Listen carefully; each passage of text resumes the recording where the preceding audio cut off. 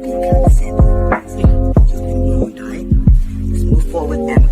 Okay, well, check this out, though. First of all, you throwing too many big words at me. Okay, now, because I don't understand them, I'm gonna take them as disrespect. Watch your mouth and help me what to say. Okay, see, now you found yourself a nigga. You looking for a nigga?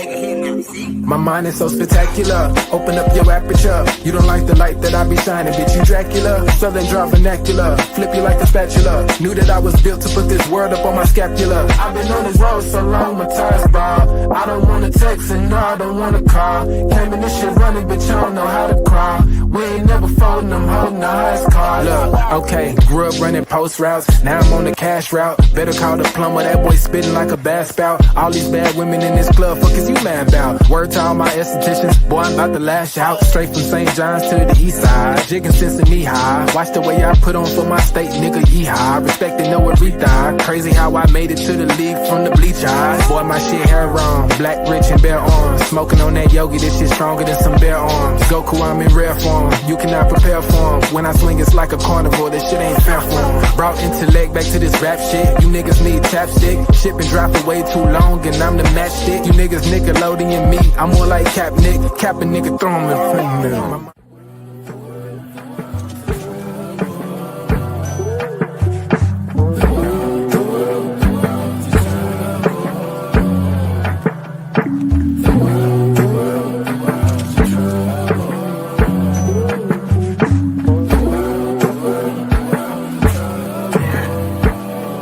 Party favors on the table, you can pick and choose. I would be lying if I said that I don't get confused. I'm just a player in the game and I don't pick the rules. Why trouble always seem to find the ones with shit to lose. About to blow like we just lit the fuse. We double dutch into this dough, I get this shit in twos. Push the button, get it started, put that shit in cruise. A little dust up on his heart, I barely get to use. A fool flatters himself, a wise man flatters a fool. Man, I just came to get it started like mechanics with tools. Cause in my hood, if you don't pack a tool, you planning to lose. These young boys deserve Oscars, they be acting a fool. A couple loose screws, but they hammer accurate. Ooh, I know some niggas stuck on drugs and manufacture it too. School of hard knocks, we all got our bachelor's food. No cap and gowns, but we all had the master. Party favors on the table, you can pick and choose. I would be lying if I said that I don't get confused. I'm just a player in the game and I don't pick the rules. Why trouble always seem to find the ones with shit to lose.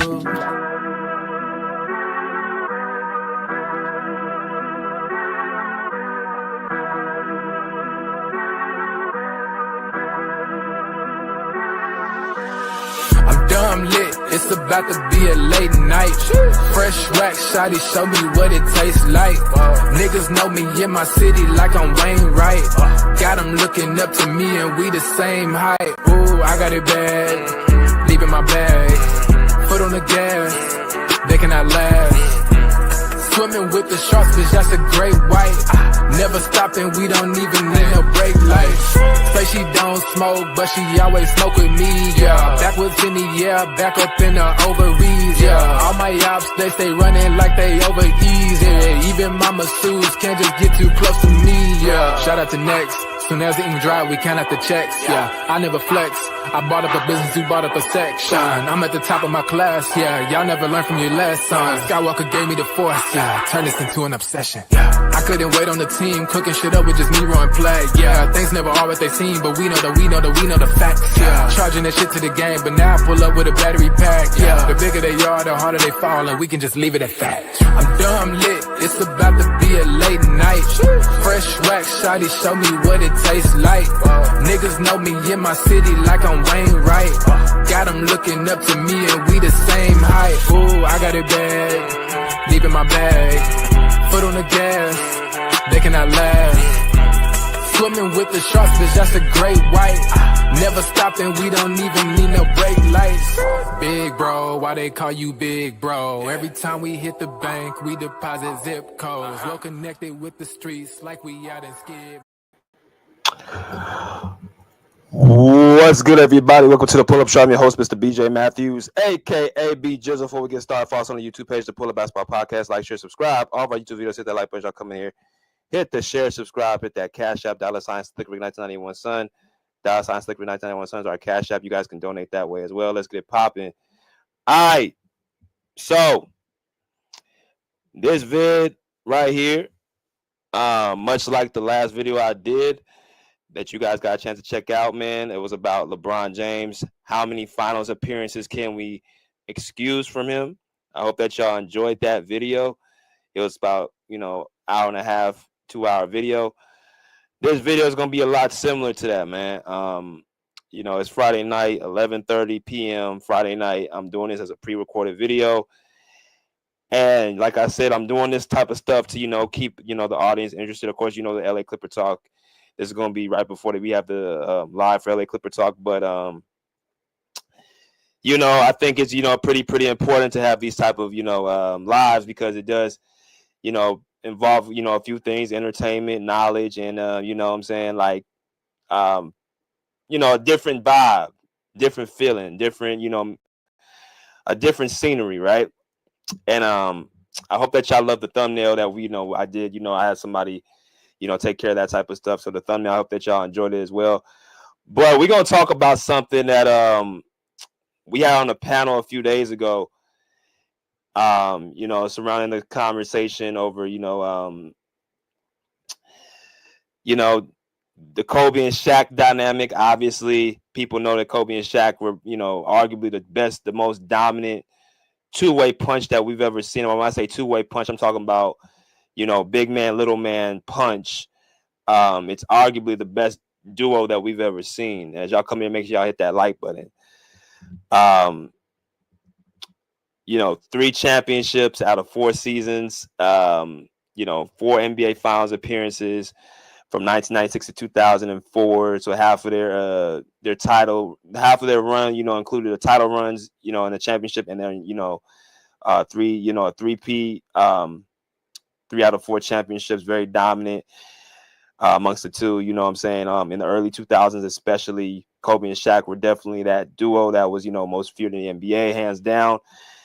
I remember, watching it, being out here in Southern California at the time, and the city, LA, was, a Laker town. It still is a Laker town. It will always be a Laker town, just off the fact of the history. You got, of course, Jerry West and Will Chamberlain. You had, Magic and Kareem, and you had Kobe and Shaq, and then here comes AD and LeBron for, a short period of time. They won a championship as well.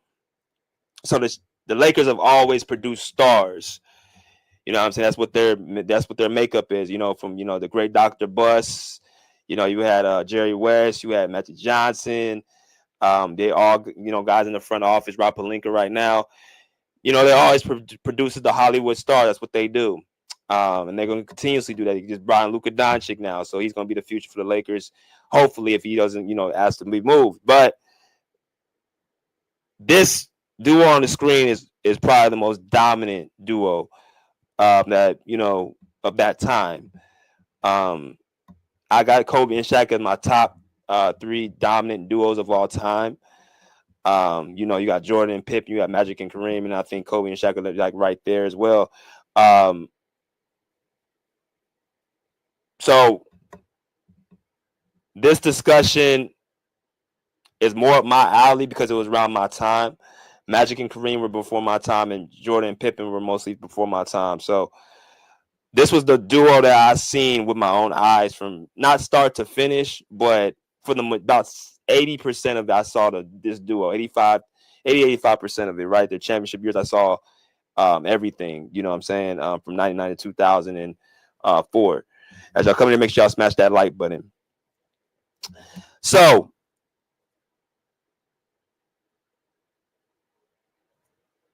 there was a discussion on my panel a few days ago, amongst some of the people. Salute to my man Monty. Salute to my man Mike. Salute to my man Mad Max. Salute to my man Old Man. Salute to JM. We had a good discussion a few days ago, and that's what we love to do, have on the panel, different discussions, different opinions, different point of views about different topics. And the panel was pretty much split about the topic of, Shaq, who carried who, Shaq carrying Kobe, Kobe carrying Shaq, whatever the case may be. And y'all been around me long enough to know that I'm one of the few that really understand what Kobe, his impact on the game before he even passed away, right?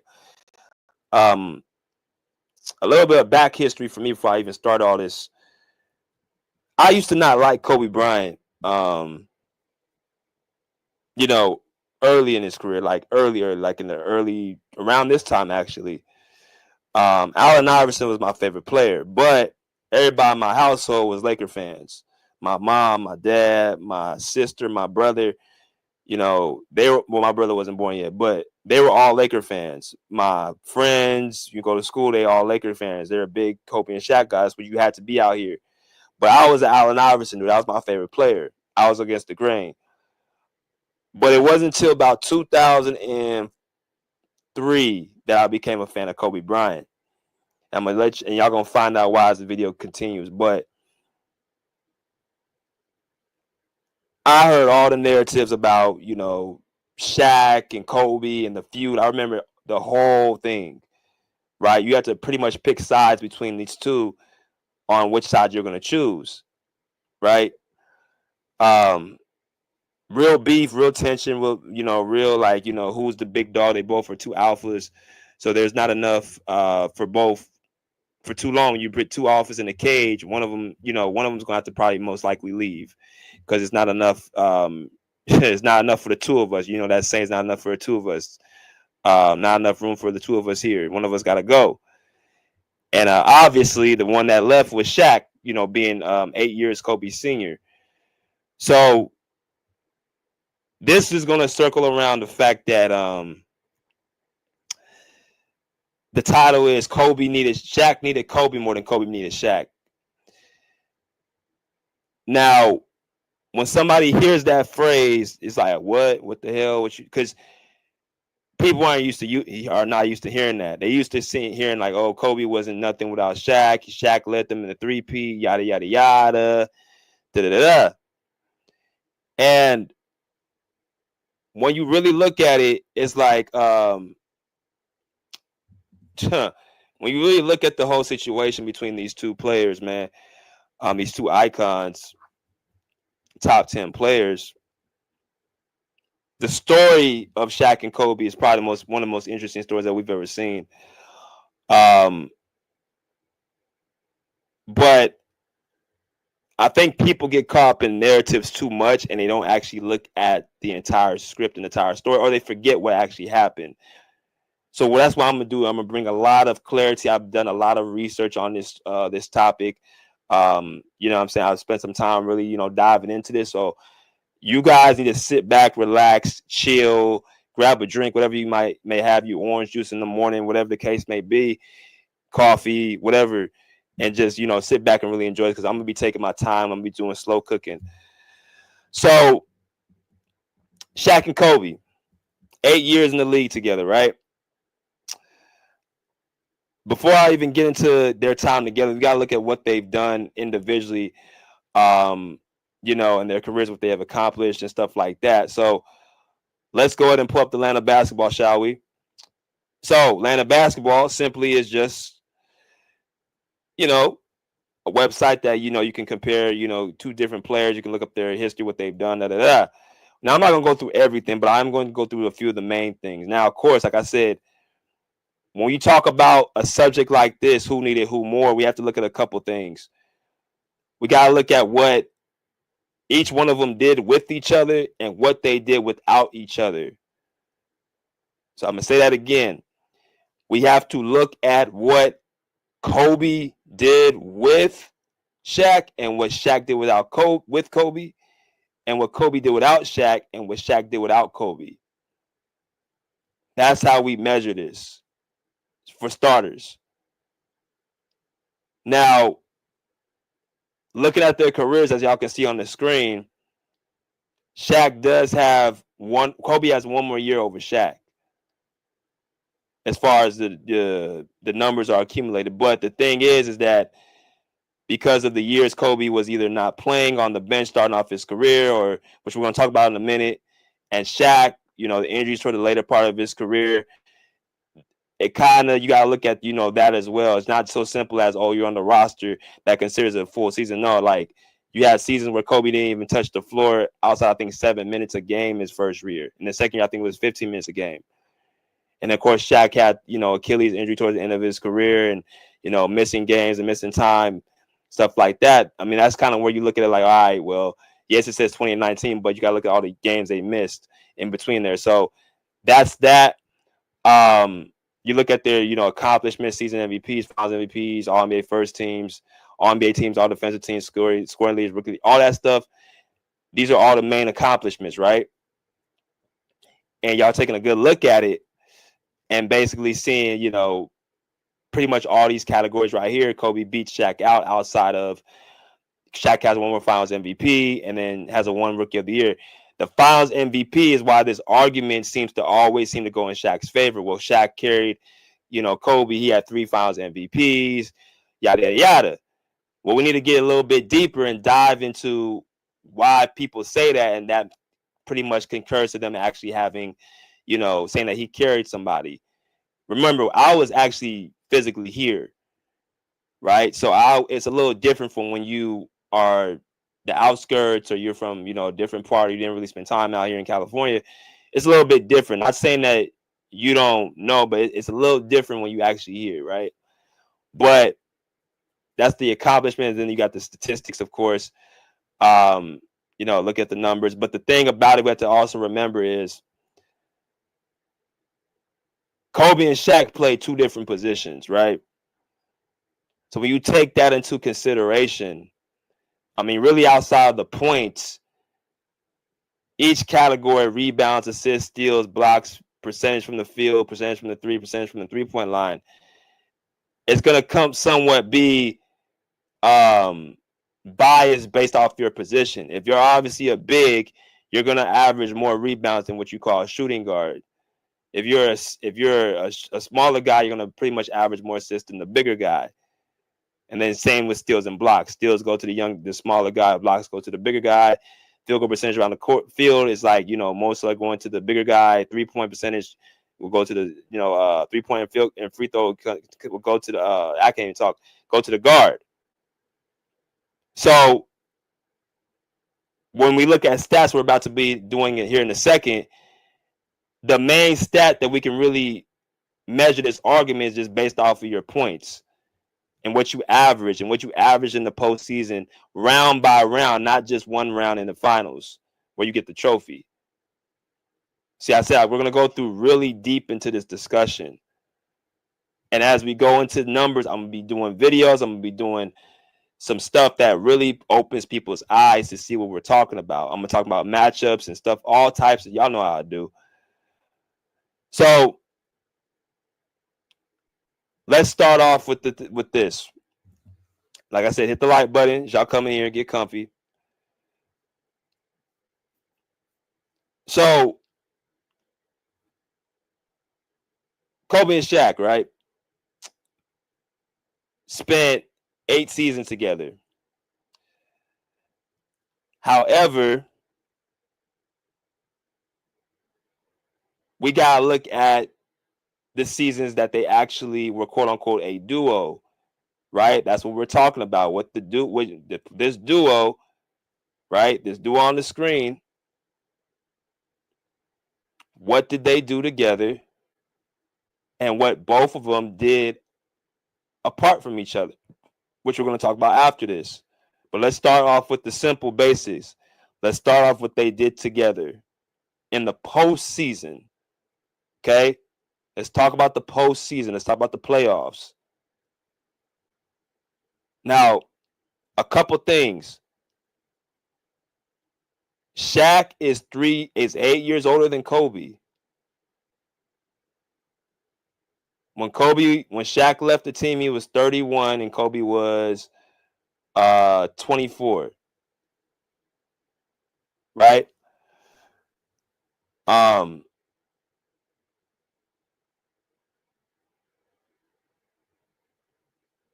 So we got to look at, okay, when did Kobe and Shaq really started being more of a duo? Now, we all know coming into the NBA, Kobe did not get the opportunities to play the way Shaq did.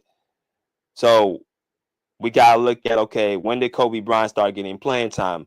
Well, if we look at, another great website, All right, y'all. So before we get into the first year, Kobe and Shaq actually being together in the playoffs, all right, let's talk about, like I said, before we get into that, we're going to get into a video real quick of Kobe and Shaq sit down. I'm going to use a lot of different clips from this actual interview. So before Kobe passed away, Shaq and Kobe had a chance to sit down and really talk about, their differences and then, reflecting back and stuff like that. Very similar to the Magic Johnson, Isaiah Thomas interview where they sat down and talked about their differences. Kobe and Shaq really did the same thing. A great interview amongst the two guys. So what I want to do is I want to play a short clip, about a minute and some change clip of what that first playoff series, what happened, and also starting off with the reason I feel Shaq needed Kobe before Kobe needed Shaq. All right, so here we go.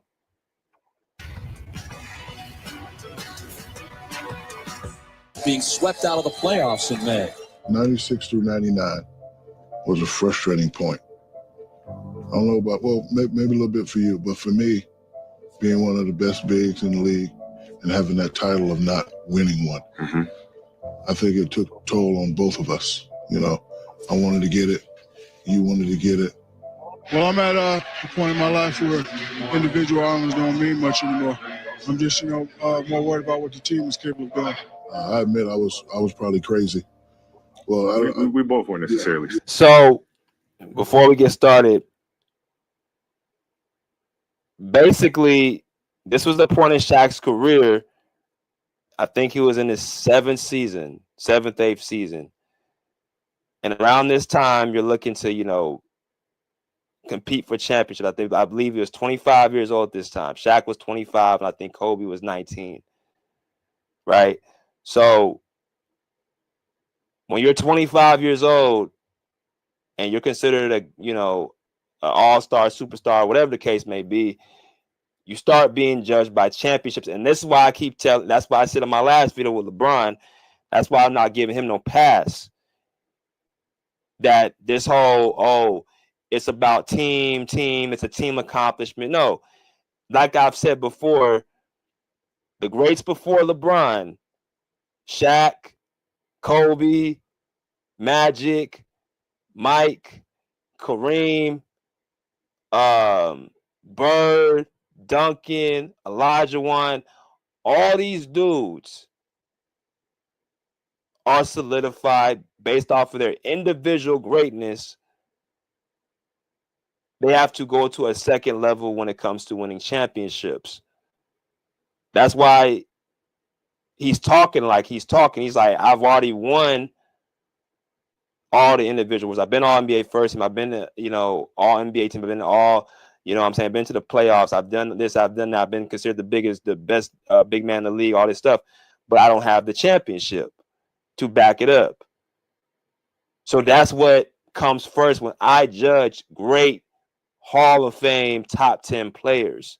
The stats, the accomplishments, all that stuff means something, but your championships are what solidify you, what stamp you. When we talk about Jordan, we say what? 6-0. When we talk about Kobe, we say he had to win without Shaq. When we talk about Magic, he got 5 championships. We talk about Bill Russell with 11 championships. When we talk about Kareem, the most winningest player in all 3 levels, right? High school, college, and the NBA. And that goes for LeBron too. He doesn't get no pass for that. But people have tried to excuse him because he doesn't fit the criteria. Every other player in the top 10 has a great winning percentage in the playoffs. They have a winning percentage. LeBron's the only person in the top 10 that doesn't have that, and people try to excuse that, saying that it's about team now because his guy doesn't fit it. We've never done this for anybody but him. I just wanted to put that out there. Shaq is speaking about what it was feeling like with him losing in the final or losing in the playoffs and not getting a championship. So we're going to continue, so I'm going to stop in a minute. Yeah, because my thing is I didn't want to, for us and for me, I didn't want to have that title of They ain't got one yet. Right. I remember one day reading in the paper, Shaq's averaging 20 or 30 and doing this, and the great Kareem Abdul-Jabbar said, well, he didn't win none yet. Right. So is he great? And that just kind of, yeah. You know. Well, I one thing that I understood was your necessity to have to win one. There's a lot of pressure, and I think there's a lot of frustration because you kept seeing this kid, and everybody kept saying, "Okay, be patient with this kid. Be patient with this kid." And you're saying, "Listen, I don't have patience. I have to win now, and this kid needs to develop now." Remember that? I think I can remember the first time we had our first fight, and you looked and said, "Okay, this is crazy." I did say that. Yeah, you did. Crazy. You did. Anyway, we were playing a pickup game. We was doing a lockout season, Southwest College, playing a pickup game. We were on opposite teams, Right. and trash talking. Yes. And you kept saying, "Yeah, take that little." I'm like, I'm looking around. Oh, me. Yes. Right? And I said, "Well, hold on, ain't gonna be too many more of those little, Yeah, I remember that. And what'd you say? Well, what you gonna do about it? What you gonna do about it? And then that's the next thing I knew. I saw a big hand coming this way, and I remember going this way. And I remember throwing some lollipop. All the Polynesians came and caught, and then they all just kind of broke us apart, broke us up. I'm looking at this and I'm saying, man, he wants this thing. It affects him, right? I mean, it consumes him. And then from that moment on, I knew we spoke the same language. It doesn't matter if we had disagreements this and the other. Our drive to win, like we have to win. There's just no other option. We're going to figure this out. We're going to get this done, and we did it. All right. So, recap. As y'all come to hit the like button, if y'all hear something in the background, that's my heater, man, because I'm in my house right now. A little bit chilly, but basic little recap. So, everybody knew how dominant, how great Shaq was, right? Basically, individually, he was great, and everybody knew it. And this is going back to since Orlando. I'm about to bring something up as well. Again, title is Shaq needed Kobe more than Kobe needed Shaq. Now, individually, Shaq has been doing his thing since he left Orlando. You remember he went against the finals against Hakeem Olajuwon, right? He went against the finals against Hakeem Olajuwon in 1995, right? He averaged 28 points, 12 rebounds, 6.3 assists in 4 games versus Hakeem Olajuwon in them finals. Those are great numbers. Great numbers. You know, people said, Shaq just got destroyed by Hakeem. He didn't get destroyed, but he did get outplayed. And I think this is Shaq's, third year in the league? Third, fourth year in the league, I think, at this time. So he didn't get destroyed. He just, got outplayed by, a better player, more polished player. And Hakeem Olajuwon, who averaged, 32.8 points per game, 11.5 rebounds, and 5.5 assists in 4 games. And, Shaq has a lot of respect for Hakeem, right? Shaq looks at Hakeem as his toughest matchup he ever faced in his entire career. That's what he said. You know what I'm saying? He said Hakeem was his, toughest matchup ever. And it's easy to believe that. See, this is a guy, and I think old man said this. He said that Hakeem's in his top 5, right? Hakeem, a lot of people kind of like really just throw to the side because he only has two championships, right? Even though he's won more than he's lost in the finals, he doesn't have a large enough amount of championships to really be in that top 5, according to the Masters. You got Jordan with 6, you got Kareem with 5, you got Kobe with 5, you got Magic with 5, you got even Tim Duncan with 5, you got LeBron with 4. You got these guys who have more championships than Hakeem. While Hakeem could do everything on the court, skill-wise, and he's dominant on both ends. He should be in top 5 conversations, but because of the lack of championships, he's top 10. But in the finals of 95, Hakeem, outplayed Shaq, and they swept the Magic in that series. So he gets traded from, Orlando to LA after 96 in the playoffs, where I think they lost to Jordan, if I'm not mistaken. They lost to Jordan, as they did. They got swept. So when I look at that, you spent 4 years in Orlando. You didn't win. And you said that the guy who was your running mate at the time, Penny Hardaway, came in the league prepared. He came in the league ready. He came in the league, a great player. And you still came up short. Now, here's the thing. Here's the deal. I'm not going to kill Shaq over that because he didn't get enough time, in my personal opinion, to play with Penny, because Penny got hurt right before Shaq left. Penny got hurt in them playoffs, right? I think by Joe Dumars. So you probably give him a couple more years. They could have tried to, compete, but it would have been hard as hell because you had to go through Jordan. See, Jordan kept a lot of guys from winning championships. I don't mean to go too off realm, but Jordan kept a lot of guys from winning championships in the East. In the NBA, he kept Karl Malone from winning championships, John Stockton, Charles Barkley, Patrick Ewing, Gary Payton, Clyde Drexler.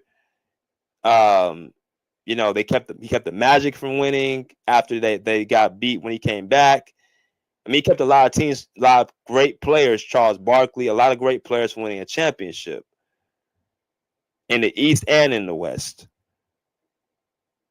So we don't know if Shaq and them would ever got back to the finals. Even Hakeem, the only time he even, won his championships in 94, 95 when Jordan retired. Right? So that's pretty much that. But like I said, Shaq at the time, before he got with Kobe, was a winless guy. He never won a championship. That speaks volumes to me.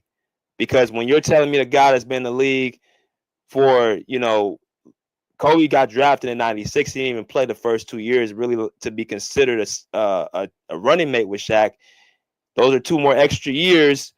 You had a chance to prove that you can get to the finals. And when he got drafted by the Lakers in he got moved to the Lakers in 96. Those first 2 years, he had Eddie Jones, he had Nick Van Exel, he had, I think a couple other role players. They never made it out the second round. Now, that's essentially 6 seasons. You had a chance to get a championship. You didn't get one. Right? So then here comes 1999, 98, 99. This is the first year Kobe Bryant really gets a chance to play and gets real minutes. He gets a chance to play in the playoffs and all that stuff. And let's see what happened going into that. I'm going to go ahead and put something up real quick and let y'all see what I'm talking about. So we got to go into the 1999 NBA playoffs real quick and let y'all see what went down. So 1999 obviously was the lockout year. This was obviously the lockout year. Okay, the previous 2 years, Kobe Bryant gets there in 96 and 97. He doesn't play outside of 7 minutes a game. 97, 98. He only played, 15 minutes. That's not enough time for you to be considered a player that's actually, impacting the game. Now, before I get started, I'm going to stop it again. But there's this notion also going around that Kobe Bryant wasn't good enough to, I guess, play, real minutes. And, that's a shot saying basically that, well, he wasn't good enough to play. That should say, well, he's not. That goes against him, BJ. Well, put context on everything. Listen, first off, we all know Kobe got drafted out of high school. Okay? I don't think people understand what that means. When you jump from high school to the NBA, there's only been a handful of guys that's done that. They don't even allow that anymore. You can't even do that. You have to go to college at least 1 season right now, which I think it should be moved to at least 2-3 seasons because, see, if guys were going to college, they will be actually learn how to play. But what's going on right now is people talk about the IQ of the players today. Why is it so low, or why is it not as high as it used to be? Is because these guys are jumping, doing one and dones, going to college for one season and going right straight to the pros, not learning how to play in a system, not learning the game. They come with all this talent, but they're going through growing pains in the NBA because they're not learning that and taking those steps by going to college for at least 2-3 seasons, so they can run in a system. They can actually, know how to actually prepare themselves to be prepared in the NBA. That they would actually learn those things in college.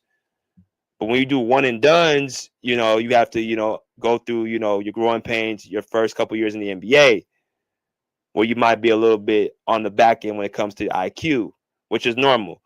But Kobe at this time, he came out of high school averaging 30 points a game, 12 rebounds, 6.5, 6 and 4 steals.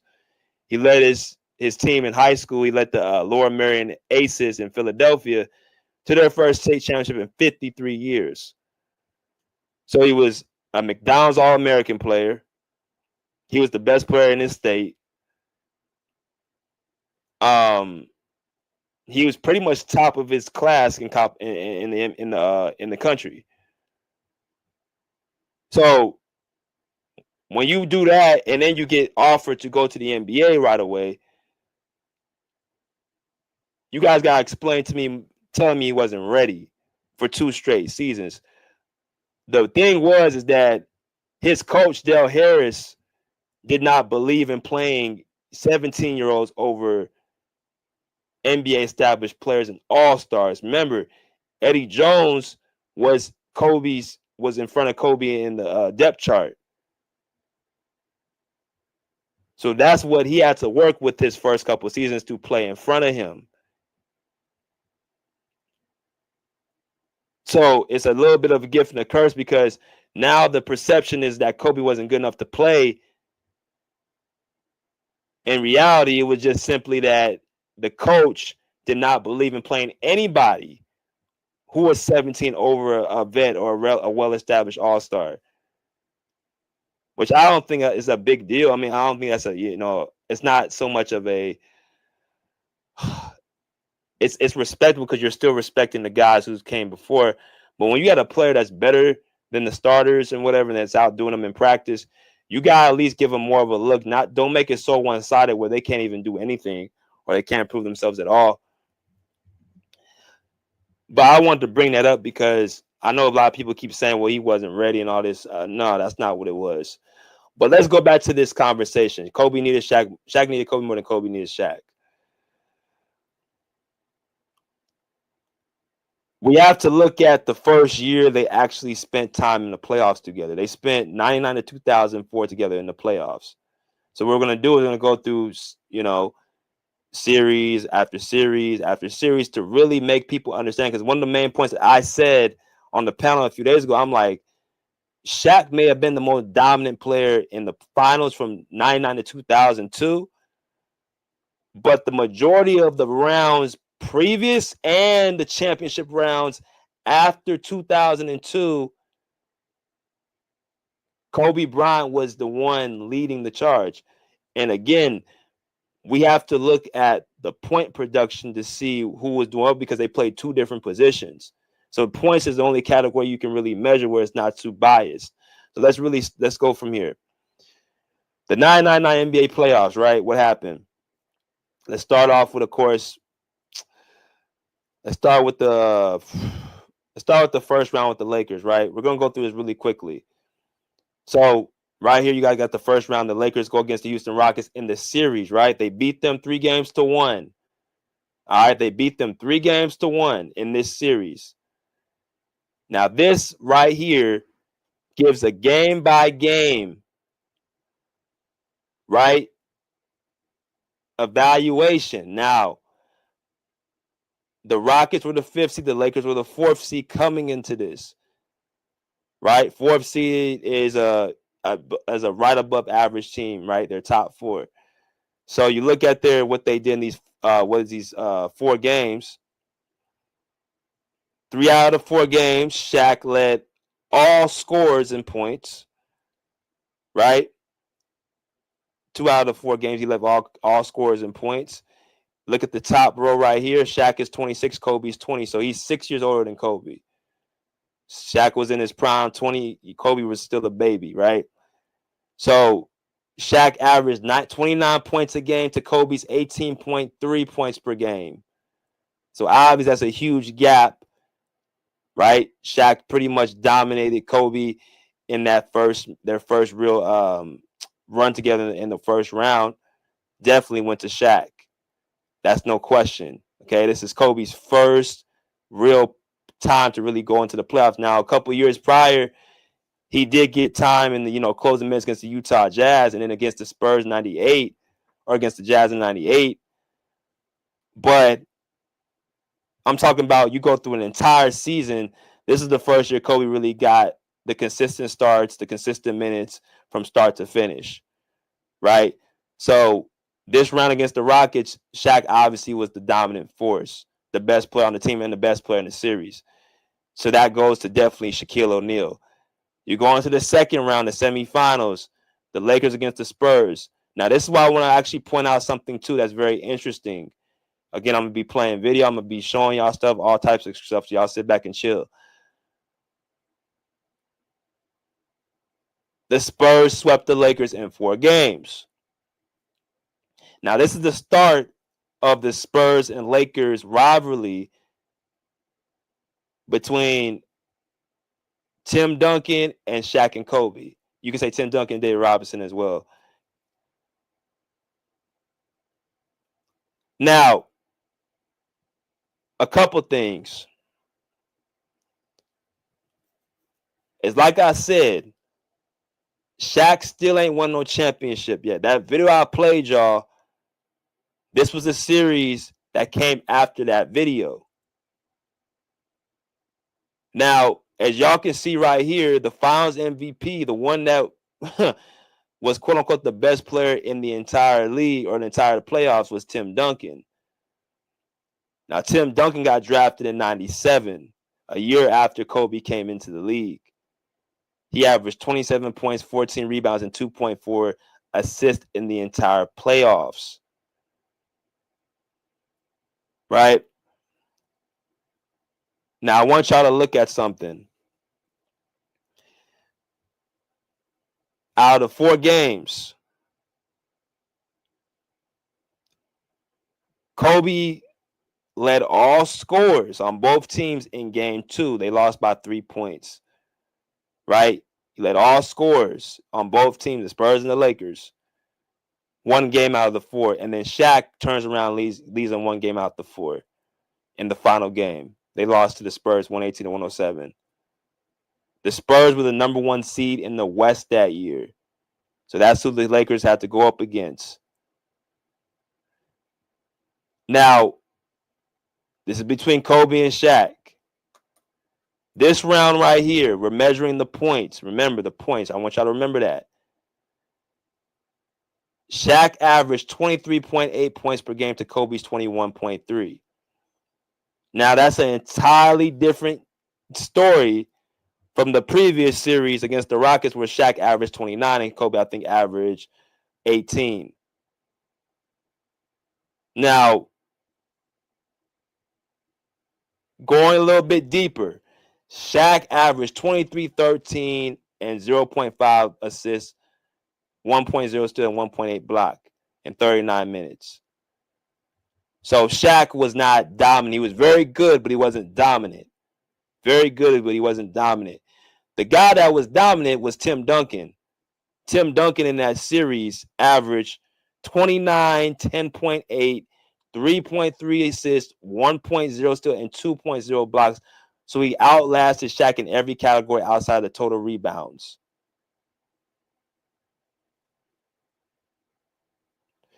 And nobody on the Spurs averaged more than 15 points outside of him. And see, this is what makes Shaq look so bad, because there's this narrative going around that Shaq's the most dominant force. But when you look at it deeper, and we're going to go into it even as the show goes on, that's becoming more of a media narrative as well. Because the guy that people say when Shaq says Hakeem is his toughest matchup, you guys know the second guy he says is his tough matchup of all time is Tim Duncan. And when you look at both of their resumes, that's Tim Duncan. Tim Duncan blows Shaq out the water as far as all NBA team, all defensive teams. He has more championships. He has more MVPs, right? He has the same amount of finals MVPs. He's had more 50 win seasons, all that. As far as a dominant force, and he was 22 years old at the time, by the way. He was 22. Shaq was 26 years old. But this dude outplayed you. And the reason why you didn't win this series is because you didn't show up. But there's this notion again that Kobe needed Shaq so much. But when the series that he went up against a real dominant top big man, and it was just him, it was Tim Duncan versus Shaquille O'Neal, Tim Duncan outplayed you. So when you talk about dominance, you can really say Tim Duncan was more dominant than Shaquille O'Neal. It's just the fact that people look at Shaq and he was just bigger, stronger than everybody.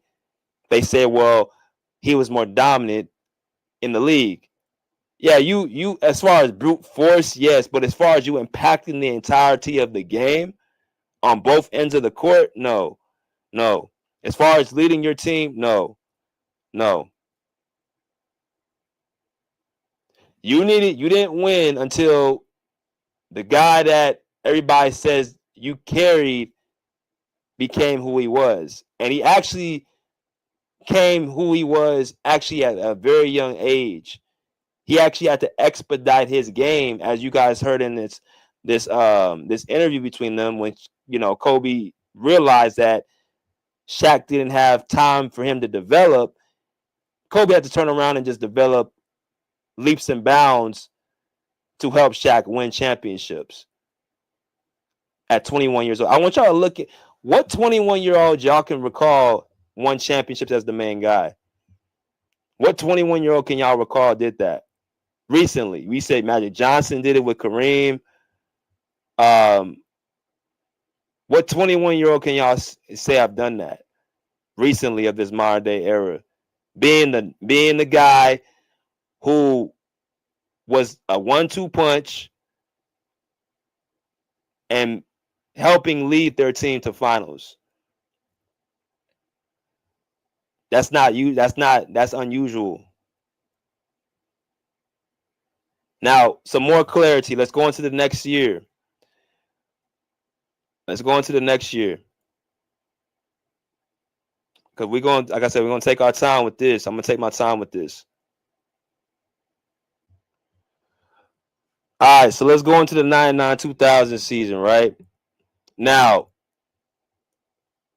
let's start off with Shaq first. Shaq in 2000 was his best season. That 99-2000 year was his best season. He was the league MVP. I think he was all NBA defensive first team or all NBA defensive second team that year. Right? He was all NBA defensive second team, and he was MVP, and he's all NBA first team. Right? Phil Jackson pushed Shaq to be, all defensive team that year. I think he was the best player in the league. And this is when the three-peat started. Now, Shaq finally gets Kobe to take another step up. This is when Kobe turns 21, I believe. He's 21 years old. He turned 21 this year, 99-2000. And turning 21 years old, Shaq realized, okay, what he had. So Kobe in this year was all NBA second team, right? All NBA second team, and he was all defensive first team. So really it was just a switch from what Shaq was. Shaq's 27 years old at this time. He's all NBA first team and all defensive second team. And Kobe's all NBA second team and all defensive first team. So it's really a switch. So now you got a guy who is your equal on both ends of the court. Y'all hit the like button. Y'all come in here. So let's look at the postseason real quick. What happened? Obviously, the Lakers win the championship. Shaq is the Finals MVP. Shaq is the leader in playoff and scoring all that stuff, right? But again, we got to look at it a little bit deeper of what was going on. Now, let's start off with the first round really briefly. The Lakers and the Kings, a storied rivalry. Now, again, I'm going back to my point. A lot of these series is y'all going to see who carried who. Now, y'all look. The first series right here, Kings and the Lakers. And y'all looking at the games right here. All right. Now, this series is interesting because if y'all look at the points and total rebounds amongst all 5 games, either it was a Laker, either Kobe or Shaq was leading one of these categories. Right? It was one of the other. That shows that you had 2 dominant forces. Again, Kobe and Shaq to me are top 3 when it comes to a dominant 1-2 punch because there was like a 3-year spark, 4-year spark. Nobody wanted to deal with them. From 2000 to 2002, you didn't want to deal with Kobe and Shaq. That's nightmares. You didn't want to deal with nobody like that. That's why they three-peat. That's the last team that's three-peated. Nobody has three-peated since then. That should tell y'all something right there. Not the Magic, not the Miami Heat with Dwayne Wade, Chris Bosh, and LeBron. Not the Golden State Warriors with Steph, KD, Clay, and Draymond. Shaq and Kobe were the last. They were the last 2 to three-peat. That's dominance. But I digress from that. In these 5 games, Shaq led the Lakers and led both teams in scoring 2 out of 5 games, and Kobe led them 3 out of the 5 games. So again, I'm showing y'all series by series that Shaq wasn't carrying the fort the entire time. There were certain times he was the best player, certain times he was the most, but there was a lot of times he wasn't.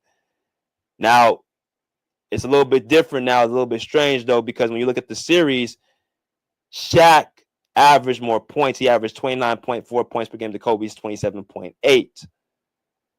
They both very, very, both needed each other in this series, but Shaq edged them out in points, right?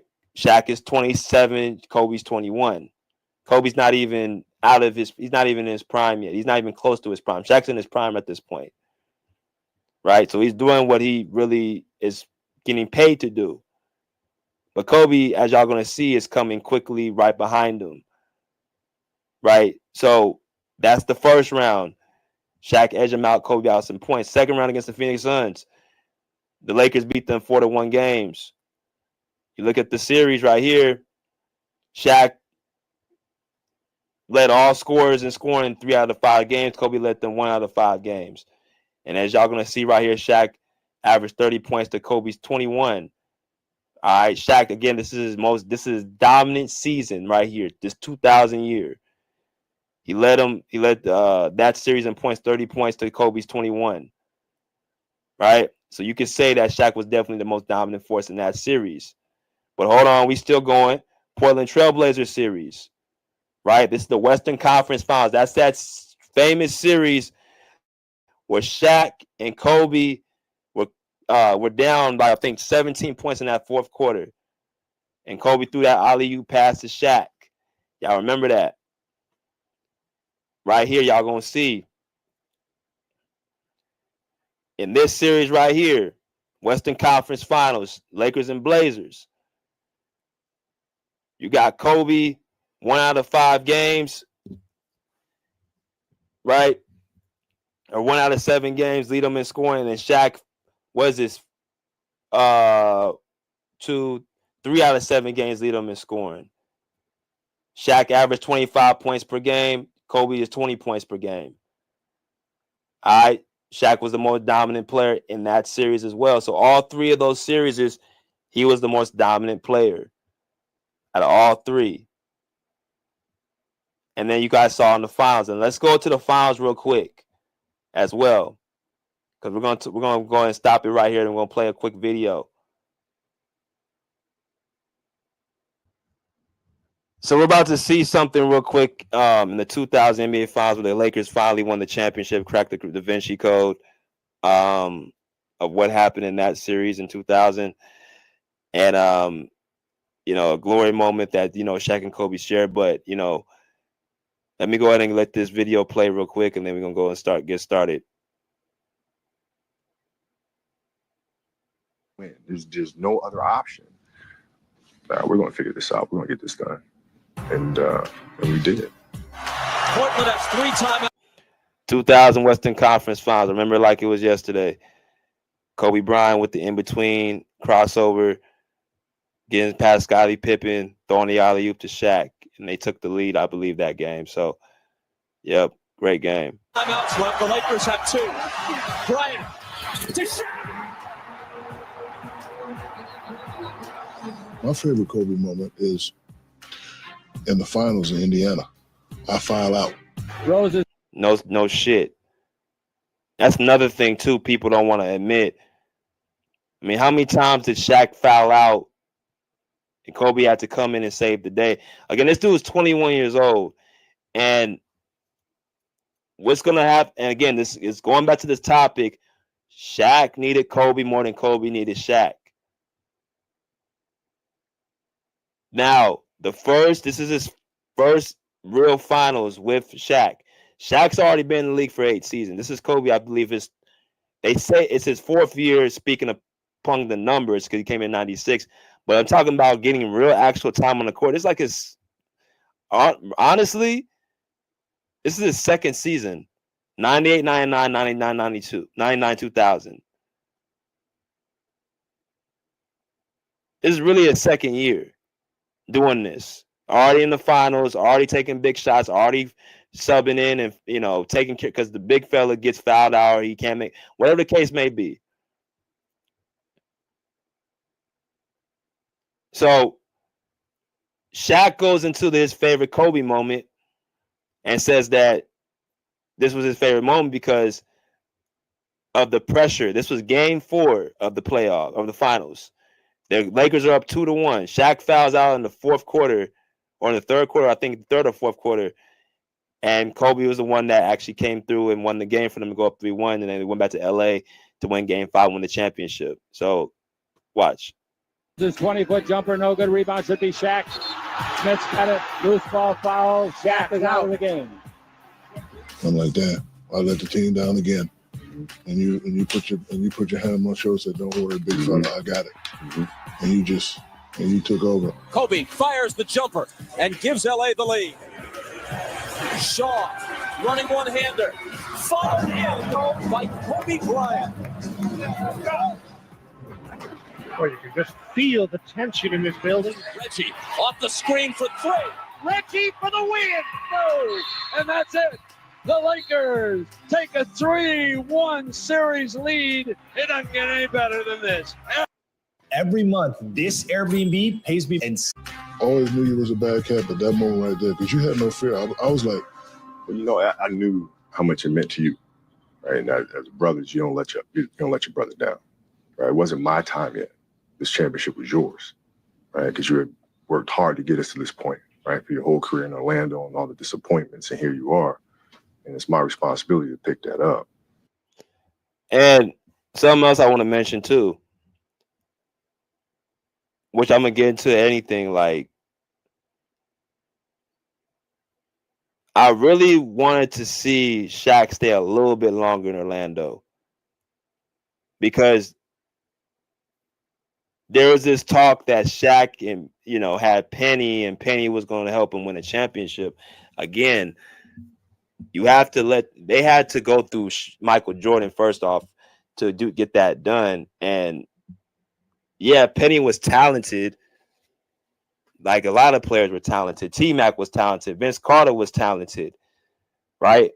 You know what I'm saying? Allen Iverson was talented. All these, you got a lot of dudes that were talented, right? But did they have the will and the drive to match that talent? And that's the difference between a guy like Kobe and the other guys I just named. Great talents. They were more talented than Kobe, you want to be honest about it.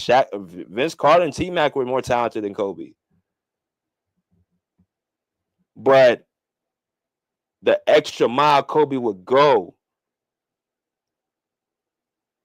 that's a different story. See, Shaq, as y'all going to see, as much as saying like he wanted to push Kobe, Shaq needed to be pushed as well. Because remember, Shaq's biggest Shaq didn't have like a dominant career. Like I'm talking about, you don't look at 92 all the way to like 2000, I don't know, 11, I wasn't even retired, and say that he was just dominant. Shaq actually had a short-lived career when he left a lot on the table. Right? But the years that he was his best self was when he was with Kobe. Because one thing Shaq and Kobe both share, they both were alphas. And iron sharpens iron. I'm not so sure Penny would have brought out that same beast that Kobe did. I'm just not sure about that. But I'll let that continue though. And then, tactically, I don't think anybody knows this, but yeah, I was filming some show at UCLA the summer before, and Reggie Miller was up there, UCLA. And I said, okay, they got a really good team there. We might see these guys. And I said, let's play one-on-one. And we played one-on-one. I proceeded to really measure him and see what he liked to do defensively, see where he moved, see where he was weak at, what I could exploit. And so when that happened in the finals, we were here, I knew what I had. I knew what I could take. I knew what he would give me. And it was just a matter of just measuring him and going to work. So it was a thought-out attack for him. I found out Kobe Bryant took over. He's a fabulous player. And now, uno más to go.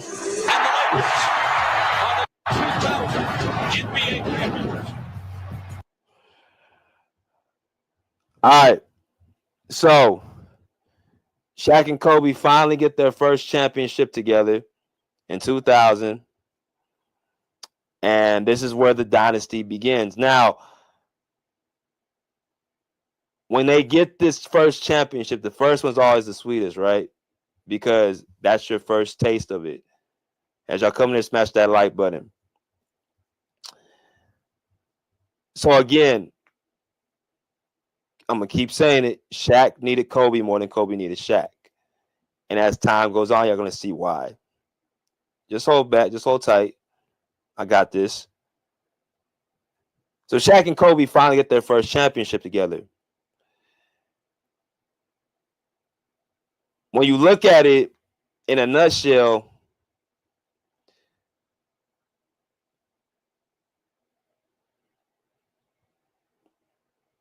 they were getting ready to do something that was not done before. So what I want to do is go to the next season. All right. So 2000 is over. 2000 finals is over. They get their first ring. Now they got to defend their championship in 2001. All right. So the next following season, going into the postseason, let's talk about what happened the next year. So I'm going to pull this up. You're going to go from 2000 to 2001 because we're talking about the three-peat, right? Shaq had all these MVPs in the finals, and Shaq did this. Shaq was the most dominant player. Da-da-da. All right, so 2001 NBA playoff summary. Shaq, right here, finals MVP. Let's go round by round. Now, this was the most dominant playoffs by, I think, a team ever. They went 15-1. I think the only team that matched them was the Warriors in 2017. whether they won every game, they lost, they won every game in the final, they won every game that season, or they won every game in the playoffs outside of one.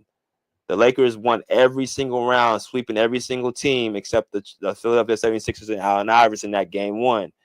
That historic game one, I think Allen Iverson had 42 points. Right?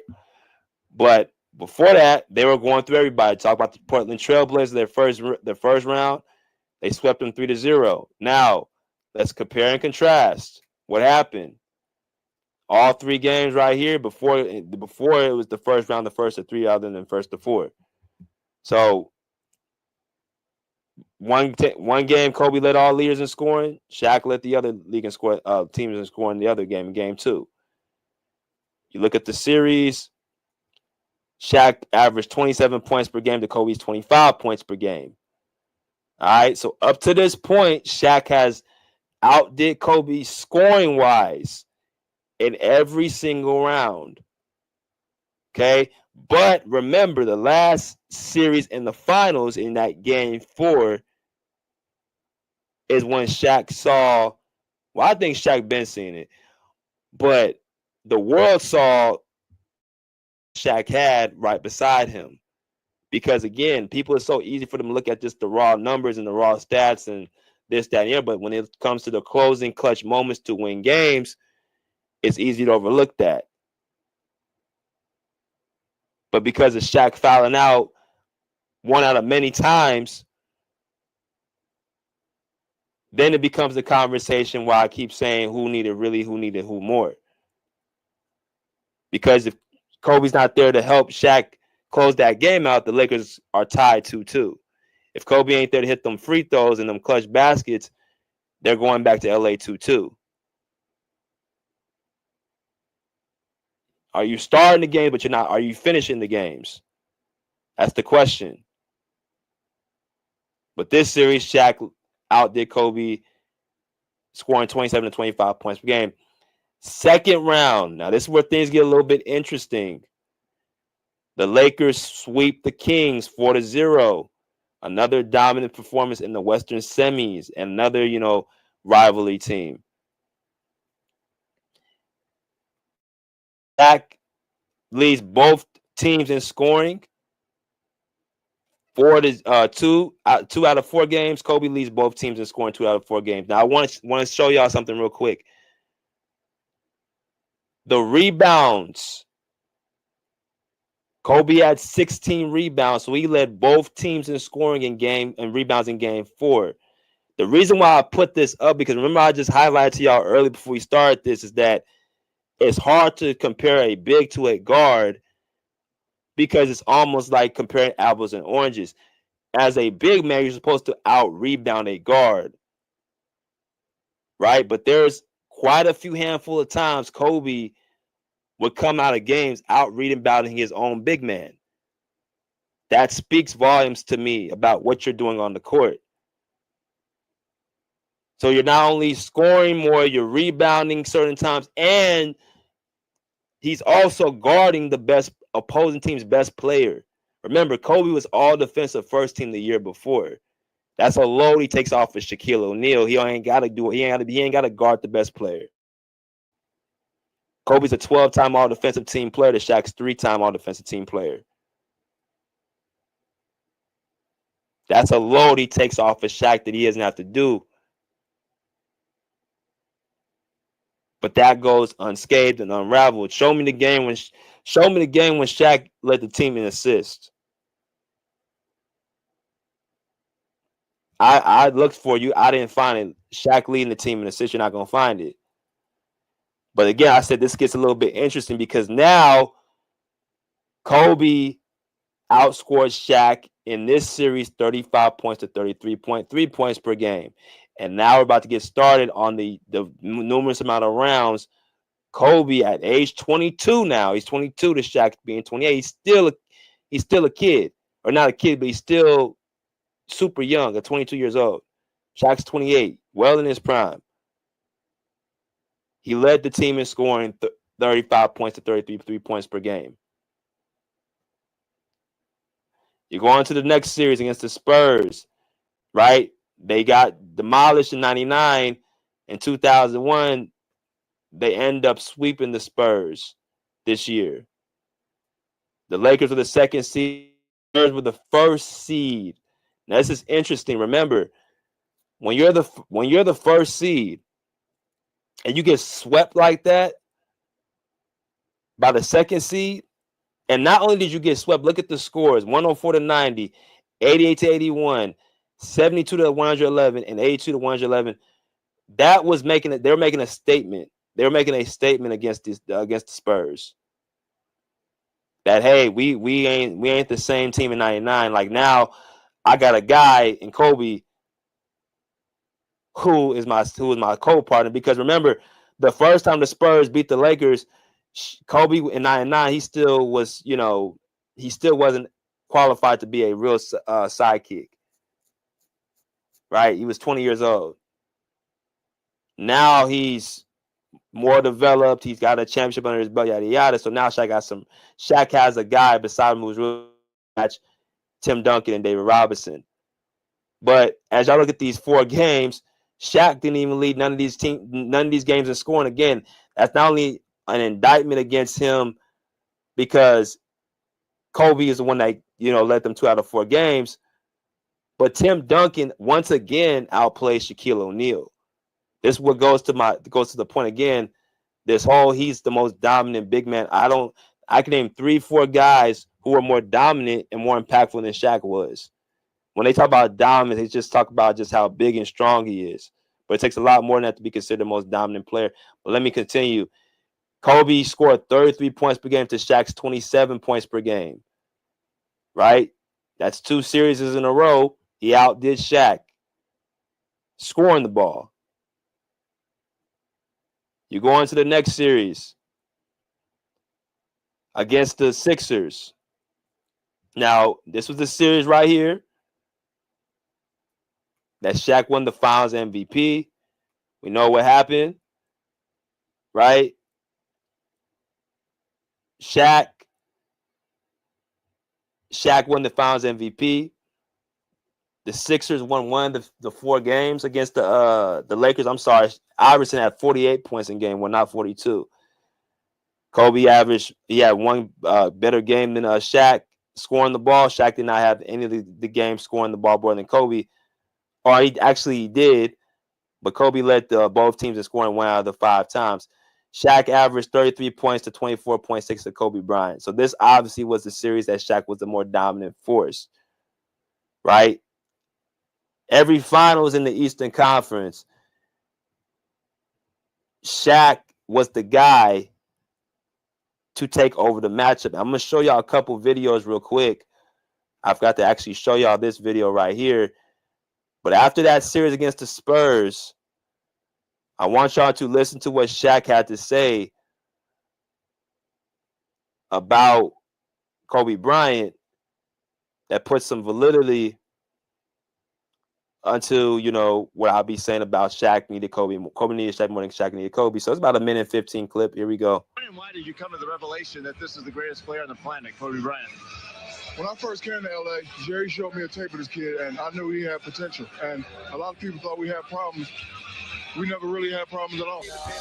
Finally, someone let me out of my cage. Now, top of me is nothing because I'm counting no A's. Nah, I couldn't be there. Now, you shouldn't be scared. I'm good at repairs, and I'm under the snare. Intangible, but you didn't think, so I command you to. Panoramic view. Look, I'll make it all manageable. Pick and choose, sit and lose. All you different crews, chicks and dudes. So you think it's really kicking tunes. Picture you getting down in a picture too. Like you in the fuse. You think it's fictional, mystical, maybe spiritual hero who appears in you to clear of you if you're too crazy. Lifeless to know the definition for what life is. Priceless to you because I put you on the high shit you like it. Gun smoking righteous with one token psychic among them possess you with one though. I'm feeling glad I got sunshine in a bag. I'm useless, not for long. The future is coming on. I'm feeling glad I got sunshine in a bag. I'm useless, but not for long. Pure dominance. Okay. Now, That was 2001 after the series against the Spurs in the Western Conference Finals. Shaq publicly admitting that Kobe was the best player in the NBA. Now, I said this on the panel, I think, the other day. I don't know who said it, but somebody said, well, Shaq was just being nice. No, he wasn't just being nice. That's not even Shaq's personality, man. Do y'all see Shaq today just giving out compliments to people? Shaq is one of the most hardest critique people or, past players, right?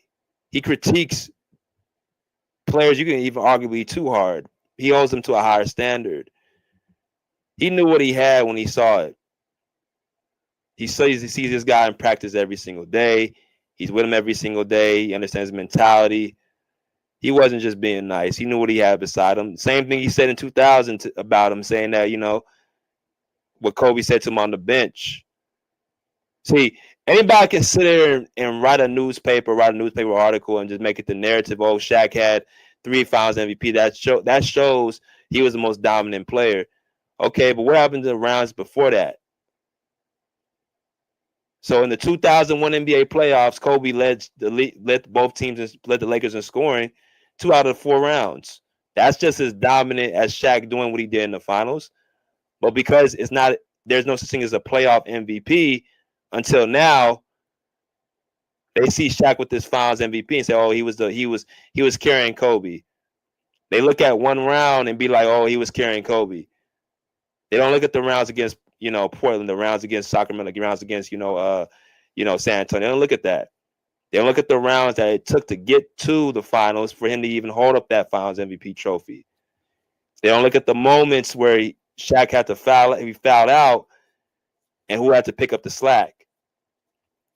Yeah, Shaq was the guy that started the fire. Yeah, I mean, you're in the league at this point where the big men are kind of like not as prevalent as they were in the 90s. There's no Akeem Olajuwon. There's no, Patrick Ewing. There is no, David Robinson's at the tail end of his career. Now it's more of a power forward league. Now it's more of a shooting guard league. Tim Duncan, Kevin Garnett, Dirk Nowitzki, Pau Gasol, players like that as a power forwards, Chris Webber. You got shooting guards like Kobe Bryant, Allen Iverson, Ray Allen, Vince Carter, Tracy McGrady, Paul Pierce. These are the guys that's, in the early to mid 2000s that he had to go up against. That's his competition. Level of competition matters. Okay? So it was more about scheming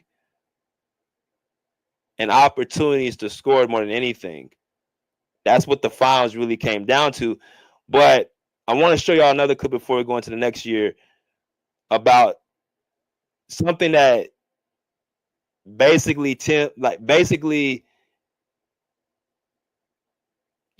Kobe had to basically do to basically appease Shaq.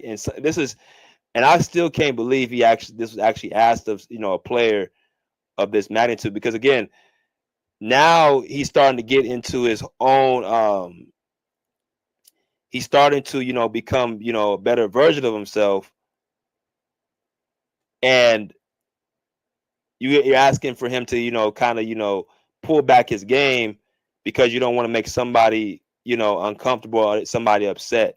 So I want y'all to hear what Kobe had to say in an interview with Alex Rodriguez of kind of like the scheming that Phil Jackson would use when Kobe was, kind of taking over the team, and then they still needed Shaq to be involved for the team to, get to the highest level. So here we go. It was a year there in 03 where I had 40 points in 9 straight games. Shaq was out. So Phil comes to me before the stretch, says, "Kobe, we need you to take over the offense." I'm like, all right, cool. Shaq comes back from injury, and I still continue to do it, right? And then Phil calls me to his office, goes, "Hey, we're starting to lose the big fella. He's not getting the attention. This 40-point streak is starting to kind of take away his fire. So I need you to start dialing it back." I'm like, what? He says, "We're going to lose him, and we need him in June." All right. We have a game against the Clippers. And I had a chance to score 40 again. It was a blowout game. I dumped the ball on the Shaq instead of shooting a wide open shot. 40-point streak ended that night. And that's inside stuff that people don't know. My question is, what does he mean he's going to lose him? Like, what does that even mean? Like, you're going to lose the big fella if you're the focal point of the offense. I mean, I guess all it can really mean is that, you know, you want to take higher percentage shots near the basket, and that goes into, you know, helping the team. I guess I could understand that. But this is not even at that point. They're talking about 03. But you're talking about a guy now starting to get into his own bag, and the guy beside him, Shaq, is actually testifying to it, that this guy is definitely about to, you know, take over.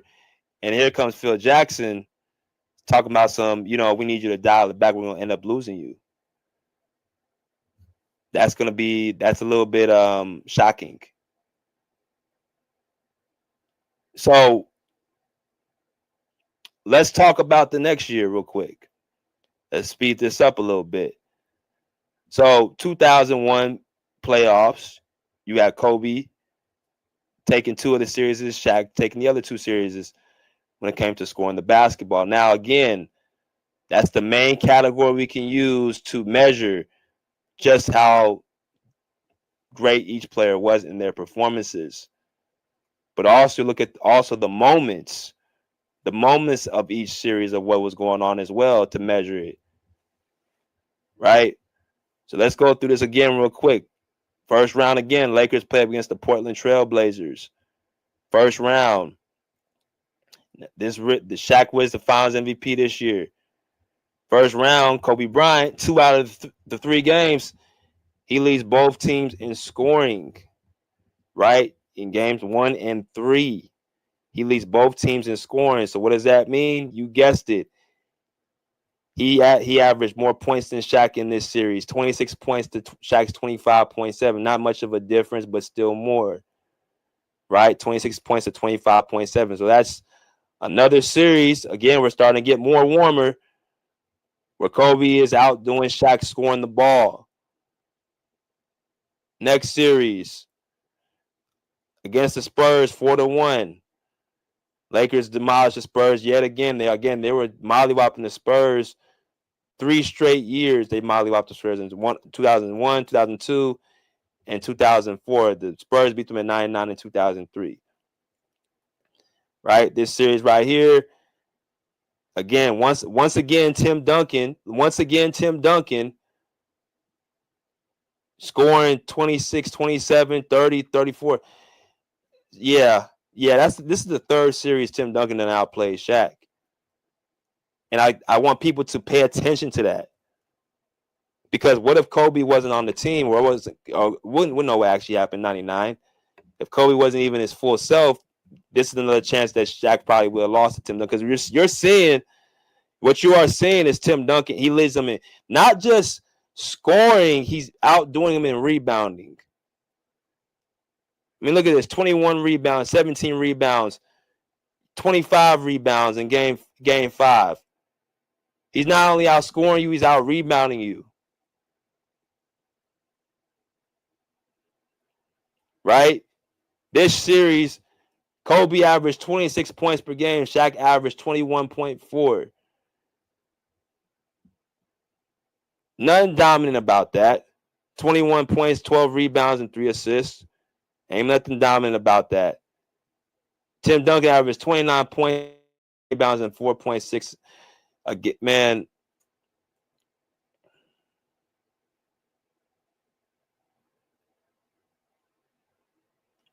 see, that's why I'm saying, yo, bro, like, them series against the Spurs, Kobe was the one dominating. It wasn't Shaq. And that matters because this was a team that was your rival. It was the Lakers and the Spurs from 2000 all the way up to 2010. Those were the 2 teams that were either getting into the finals or winning the championship. From 2000 to 2010, either the Lakers or the Spurs were in the finals outside, I think, 2006. Yeah, outside of 2006. Right? The only year that there's another was the Mavericks in 06 when they faced the Heat. So that should tell you who was the ones, competing. Those are the rivals. This is the team that you're supposed to show out against, Shaq, but you're not doing so. You know who's showing up? Your little brother, who is the one showing up, who's age 23. You're 29 years old. You should be dominating at 29 years old. This should be your best version of yourself. So you go up against the Spurs, who were the second seed. The Lakers are the third seed. They come out and win that series. Right? Going to the next series. Up against the Sacramento Kings in 2002. This was the series. Reality, the Lakers should have lost this series. I remember this series like it was yesterday.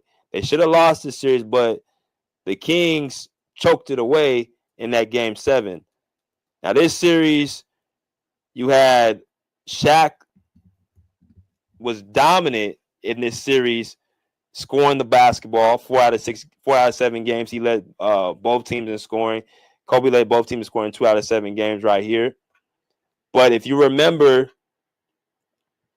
I believe it was game 6 or 7? One of these games I remember. Actually, no, I'm tripping. No, never mind. But Shaq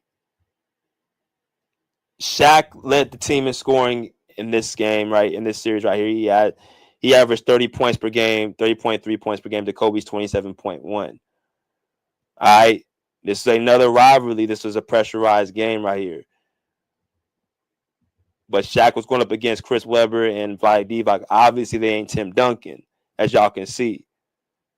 Again, there's 2 players that Shaq, as y'all can see, he get outplayed by, and that's Hakeem Olajuwon and Tim Duncan. So those are 2 guys you can say were more dominant than Shaq. Even in Shaq's glory years, Tim Duncan was outdoing him. So once again, that's what that was. They won that series, right? I think the Kings were the first seed in the West. Yeah, the Lakers were the third seed. And then you go into the finals, of course. This was again, every finals, I'm not arguing, Shaq was the more dominant player. Right? Shaq every single game, 36, 40 points. Kobe had one game, he had 36. And then what's crazy, Kenyon Martin had 35 points. Right? So 2002 happened. Shaq averaged 36 points to Kobe's 26.8. Another series and another example of the offense using Shaq as the guy to dominate inside. This was by strategy. This is by scheme.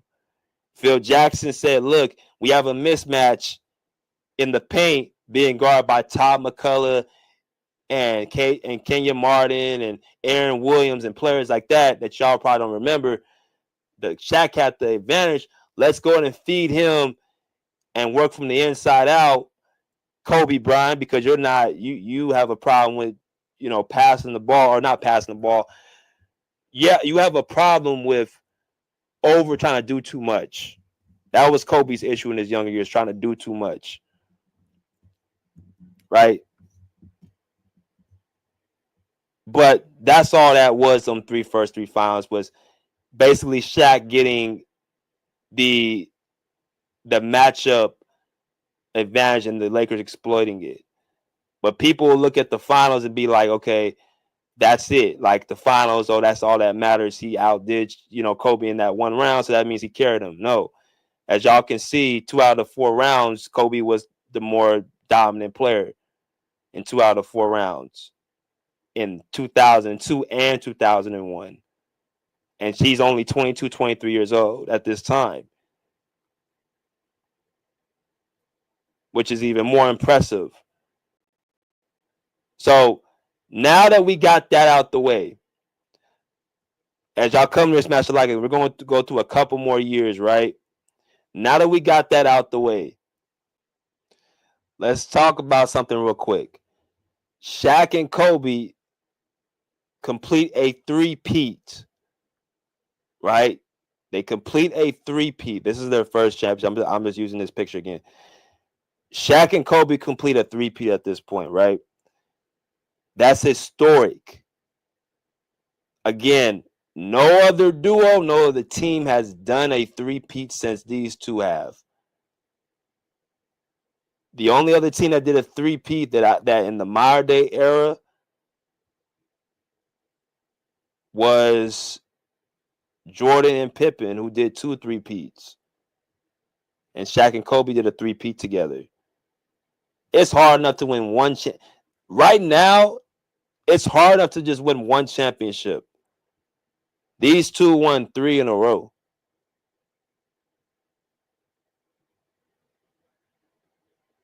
That's historic in itself. But the next year, in 03, they would have done something that no one has done.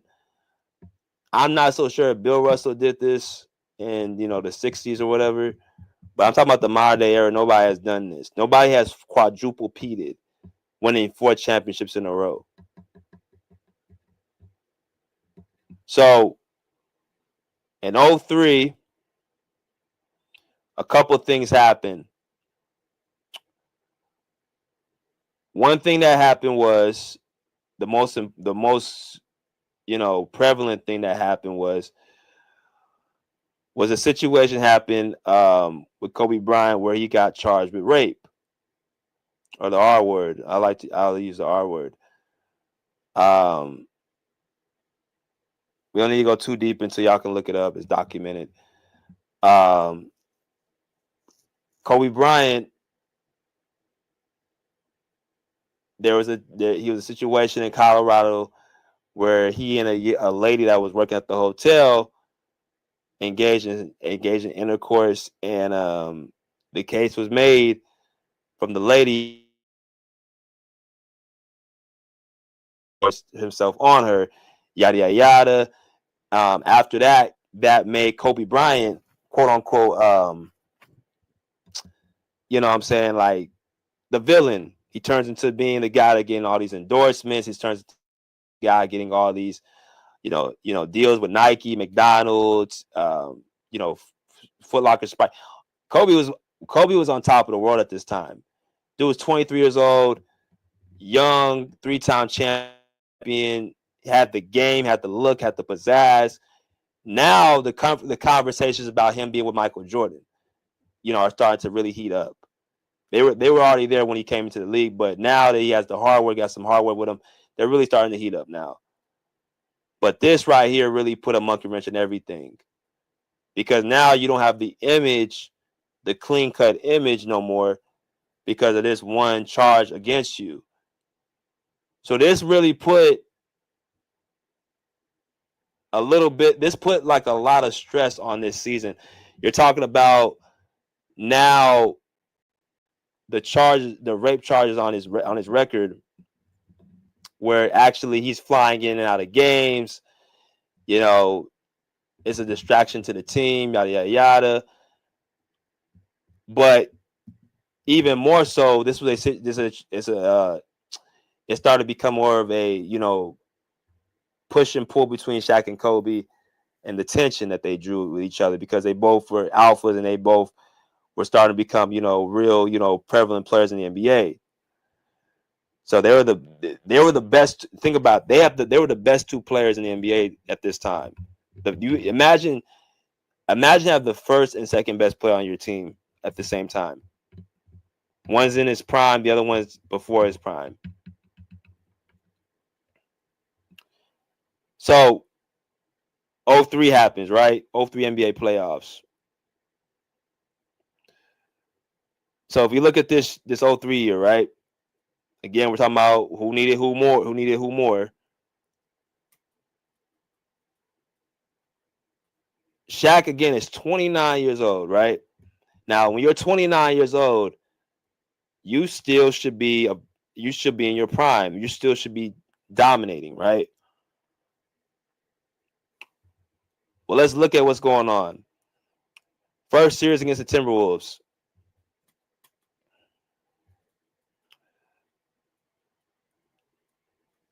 Lakers beat the Timberwolves 4-2. And what's crazy is you could tell there was issues going on because the Lakers were the 5th seed in the Western Conference at this time. This is the lowest they've been, I think, from 99 to 2004. They were used to being a top 4 seed. Now they're the 5th seed this year. So they obviously during the season were going through, trying, they weren't they weren't fully in it. Right? So if we look at the numbers, Kobe looks like 3 out of the 6 games led them in scoring. Both teams in scoring. Shaq led them in scoring 1 of the games, 1 out of 6 games. You look at the statistics scoring the basketball. Kobe averaged 31 points per game to Shaq's 28.7. All right. 31.8 to 28.7. Kobe Bryant led them in scoring. You go into the next series against the Spurs. All right. Surprise, surprise. Tim Duncan is in the way. Spurs are the 1st seed. The Lakers are the 5th seed. Now, the Lakers lose this series 2-4. Right? And you guessed it, Tim Duncan outplays Shaquille O'Neal. Yet again, it's amazing that no one talks about this, but every time Tim Duncan faces Shaq, Tim Duncan is the more superior player. From 99 to 2003, every series, Tim Duncan has been the more superior player. It's just that Kobe Bryant counteracts it because he's the more superior player in the series. So now Shaq has Kobe by his side to help him win series like this that they need to win. Because again, for you to get these little finals MVPs, you got to get out the West first. So what happens if Kobe's not around? You going to depend on Penny Hardaway? You think he could have done this? I don't know. There's not much of a sample size to determine that.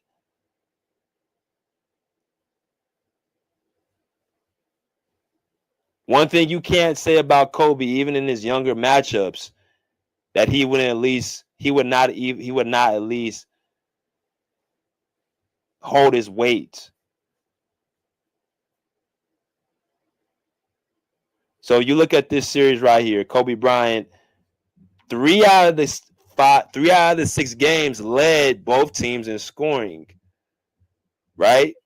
Shaq, on the other hand, didn't lead the team in scoring at all. Neither team in scoring. Tim Duncan, on the other hand, 2 out of the 6 games led the teams in scoring. Right? Out rebounded Shaq 3 out of the 6 games. Well, they both had 3 games that they both had, led both teams in rebounding. But in this series again, Kobe Bryant averaged 32.3 points per game to Shaq's 25.3. Right? Tim Duncan averaged 28 points to Shaq's 25.3. So he outplays them yet again. They beat them 4-2. Tim Duncan goes to be the Finals MVP this year in 2003. Right?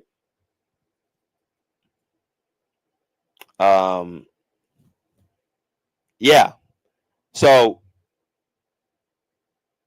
Shaq, at this point, remember all them series that he was, quote unquote, outdoing Kobe, like in his first year. He was in the playoffs in 99 and all that stuff out the window now. Now the tables are turning where Kobe's leading the league in scoring. Kobe is becoming the man on the team. Actually, he's been the man on the team because Shaq gave him the rankings in 2001. That's when all this really started. The middle of the three-peat, Shaq was already giving the team to Kobe Bryant. But the media kept saying it was Shaq's team off of one round in the playoffs. So let's stop it again real quick and play another quick video. we're about to, finish it off here in a little. So actually, we're gonna do this. We're gonna go through this last year that Kobe and Shaq were together, and then we're gonna get into the videos, and then we're gonna be done. So the Lakers get beat in the second round last year. They're the 5th seed. They obviously, that was their worst year together because the off the court issues and all that stuff was going on. So obviously they go back to 0-4, right? And the tension is still there. It's gonna be there. That's why this was their last year together, because the tension got so much to grow so much tension that they had to actually separate these two. But as we look at this year in the playoffs in 0-4, like I said, Kobe, this is the year that he's leading the league in scoring at this point, right? Shaq, on the other hand, is surprisingly at age, what is he now? I believe he's 30 years old at this point. Yeah, I believe he's 30 years old. Make sure I got this right.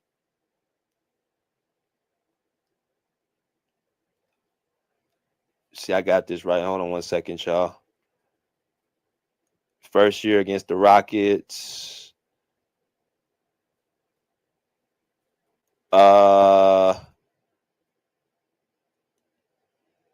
Yep, Shaq is 31. I'm sorry.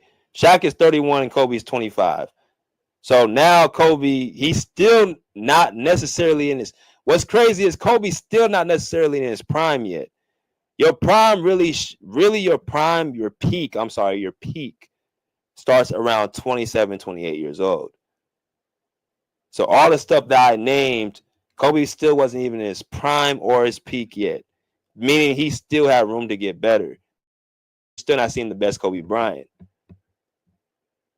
Now, this is 0-4 against the Houston Rockets. Lakers are the 2nd seed in the Western Conference, right around they should be every single year. First, second, at worst, 3rd seed. And as you look through this series right here, Shaquille O'Neal and Kobe Bryant, Shaq leads them in scoring one game at 20 points in game 1. Throughout the whole series, Kobe had 2 games out of the 5 where he led them in scoring over 30 points.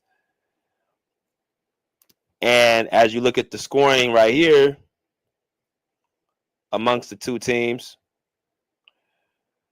Kobe averaged 24.4 points per game. Karl Malone had 18 points. And Shaq averaged 16.2 points per game. All right. 16.2 points per game at age 31 years old. And again, I'm confused. I thought this was Shaquille O'Neal's team.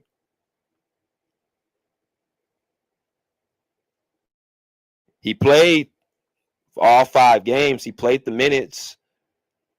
I don't remember him being hurt. But you averaged 16 points per game this series. You damn near got outplayed by Yao Ming, who averaged 15 points per game. Right? So, yet again, I want y'all to keep an eye off of that. But right there, Kobe clearly clears them in scoring production. He's been clearing them ever since 2000. I want y'all to look at something. Ever since that round against the Nets in 2002, Kobe Bryant's been leading them in scoring ever since in every single series, win or lose. Going to the next round against the Spurs, they beat them 4-2. They get their revenge, right? They get their revenge 4-2. Lakers are the 2nd seed in the West. The Spurs are the 3rd seed, right? Kobe Bryant, 5 out of the 6 games leads Kobe, and he leads them in scoring 5 out of 6 games. Shaq has 1 game or 2 games. No, I'm sorry. 4 out of 6 games, Kobe leads them in scoring. 2 out of 6 games, Shaq leads them in scoring. Scoring, Kobe averaged 26 points per game to Shaq's 22.5 points per game. Now, this is the only series that Shaq outplayed Tim Duncan. Tim Duncan had a bad series this series. Tim Duncan only averaged 20 points per game this series. right? Shaq averaged 22.5 points, and he out-rebounded Tim Duncan as well, right? So he outplayed Tim Duncan in this series, but look at all the series before that where Tim Duncan outdid him, right? So you look at that.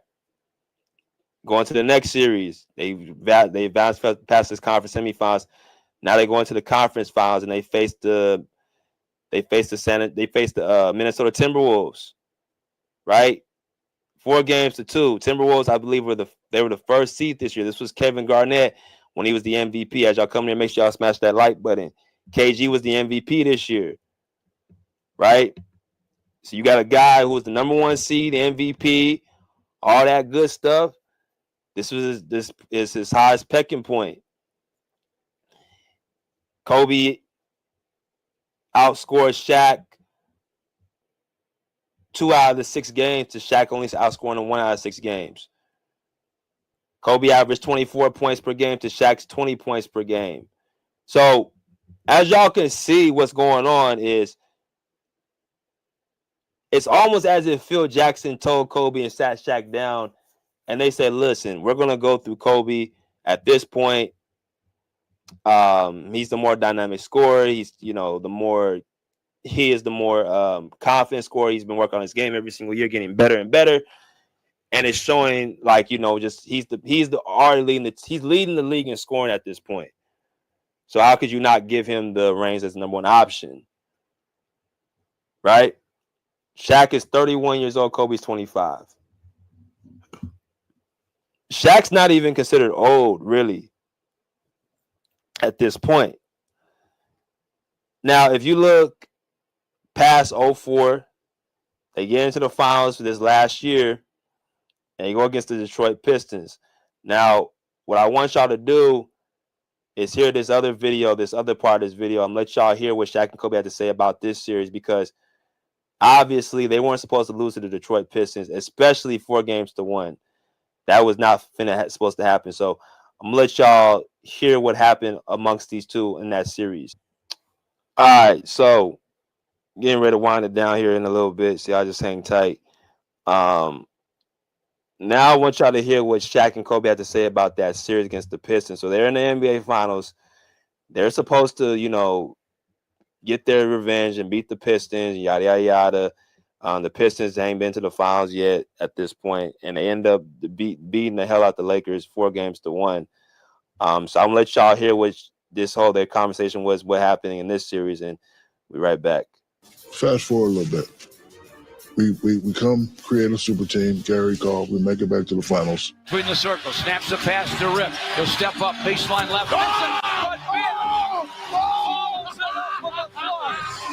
The Pistons smash the Lakers in 5. This thing, that's my fault, because I didn't get us prepared to run our automatics. I didn't get Gary, I didn't get Carl, I didn't get the new guys on board enough to be able to execute properly. And we got to Detroit and it forced us to play our offense 94 feet when we weren't ready. And we couldn't do it. And everything just capitulated from there. And that sits with me. That sits with me, because we should have won that. Easily. Yep. Ben Wallace guarding me. God, that's ridiculous. See, what they did, the whole strategy was move the pressure up. Yeah. If you move the pressure up, it takes away Shaquille as a threat, because now they have to harbor the ball up the court with pressure on the perimeter. So now that forces Shaq up. So now if he has to catch the ball at the top of the key for our automatics, he's not in the paint. Now that takes up all the seconds, all the time in the world to be able to trap him. Now you got to swing it. Now you're running late on clock. You got to force up a shot. And that was their whole plan. And I could have done a better job in leading us to counter it, man. It sucks. The Detroit Pistons have just shocked the Los Angeles Lakers.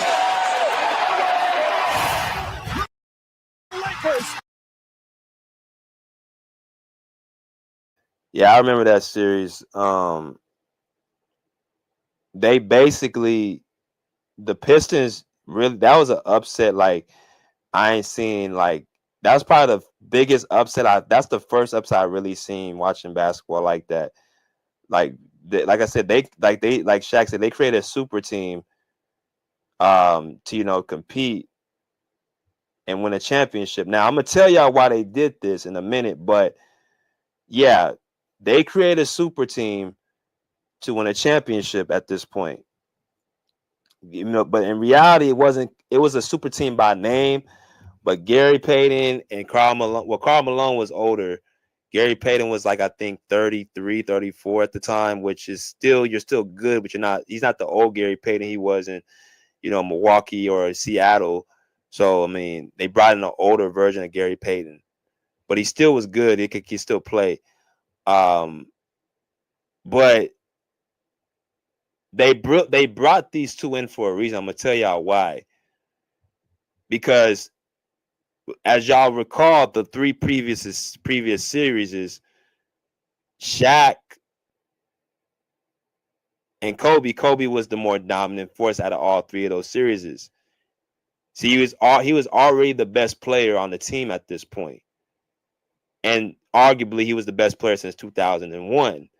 But the whole thing was, Shaq was carrying, Shaq was dominating, Kobe had Shaq. Well, I just showed y'all each series by series and showed y'all what was going on. And that's just the offensive side of the ball. The defensive side of the ball, the responsibilities that Kobe had, that Shaq didn't have to have. Kobe had to deal with Allen Iverson. Kobe had to deal with, a guy like Richard Hamilton running around all around the perimeter, chasing people off of screens, right? Having to deal with Mike Bibby, having to deal with Reggie Miller in 2000, guarding him on the defensive end of the side. Like, they don't even talk about it's just about the offense. But Shaq defensively didn't have to, cover as much space on the court as much as Kobe. Yes, he dealt with Tim Duncan. Yes, he dealt with Chris Webber. But based off of just brute force and him being so close to the rim and not having to travel all around the back, like, the workload was not as big for Shaq as it was for Kobe. He didn't have to play both ends of the ball at that level. Y'all understand what I'm saying? And that goes into who needs who. He wasn't the clutch guy. But what Kobe said was this was his fault, and I can agree with him on that for a couple of reasons. One, for what he just said, he didn't get the guys prepared enough to, be ready for this moment, because Detroit did an excellent scheming job against the Lakers to get the ball out of Shaq's hands and to force Kobe into double teams. And I don't know who said this, saying Tayshaun Prince was single-handedly guarded. That's bullshit. That's not what happened. They triple team Kobe in this series. Like, they weren't just allowing Tayshaun Prince to guard him the entire series by himself. That's not what was going on. They threw actions on Kobe Bryant. You don't just think about it. He was the leading scorer in the NBA. You just don't use one player to stop a player like that. But they had a full scheme against the Pistons, against the Lakers, that really worked. But as bad as Kobe Bryant played, he still led the team in scoring this series too. He led this team in scoring as well in scoring too. So it's like, yeah, you played bad, but damn, Shaq wasn't doing much of anything in this series as well. I mean, I can see like the game plan that they use against Shaq, but again, like I'm telling y'all, at this point, Shaq was already starting to go downhill at age 31 years old. When I see 19 points per game, 20 points per game in a series, 21. See, this right here is a double team right here. You got Rasheed Wallace and Tayshaun Prince doubling Kobe on the corners. That's what the type of defense they're throwing at him. See, they brought in Karl Malone and Gary Payton because Shaq was declining. That's what was going on. That's why they chose to get these two players to help out with the load. Y'all saw one of the series is Karl Malone outscored Shaq.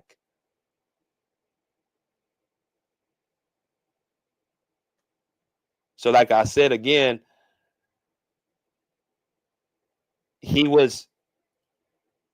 Shaq's best year with Kobe was in 2000. That was 3 years prior to that. After that, Kobe was already starting to show himself to be a guy who could handle his own weight.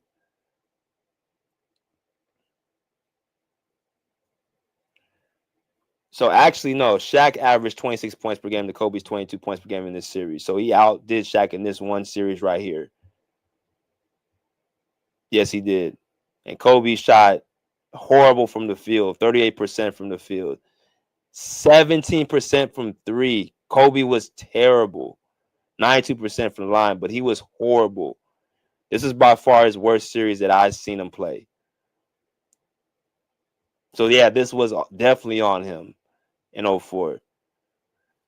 So that's the end of 2004. And then again, for you to show who needed who more, we gotta look at what they did apart. That's what they did together. So I'm gonna let y'all hear how this news broke out from Shaq when he actually left. He ends up going to Miami. And they ends up talking about the situation about him leaving to Miami. So I'm gonna let y'all hear about this minute and 50 discussion, or 2 minutes discussion when Shaq arrives to Miami about what happened and how he got released to Miami as well. So here we go. That you had to make a change, that you had to leave and come to another NBA team other than the Lakers. The middle of last year when they stopped Phil's negotiations and they stopped my negotiations, I knew it was going to be a change because I've been around long enough to know how stuff was going to go. I wasn't born yesterday. So I know how stuff's going to go. They say they're going to do something, and then when they don't do it, then they start back talking. Somebody's going to make a change. So after we lose in the finals, I take a couple of days off. My kids come wake me up, Daddy, can you take me to the zoo? So I go downstairs, I'm feeding them cereal, I'm about to get a bowl of cereal. I turn on NBA.com, Phil's fired. And usually when a change is made like that, the guy whose team it is supposed to know about that. So again, Shaq is saying he's the guy, this is his team. This is his team. He's still thinking that it's his team.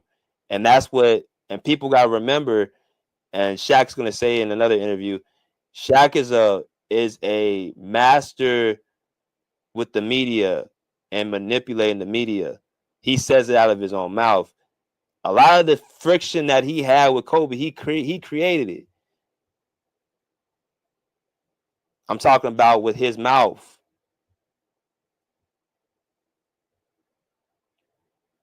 To the point where he actually got on that interview with Kobe and apologized for it. But because the whole notion was that Kobe was the one starting this and Kobe was the one so arrogant, so selfish, he couldn't play. He was unbearable to play with. Shaq was the one that actually was the one that was coming in out of shape and actually provoking. There wasn't just Kobe just going off on Shaq for no reason.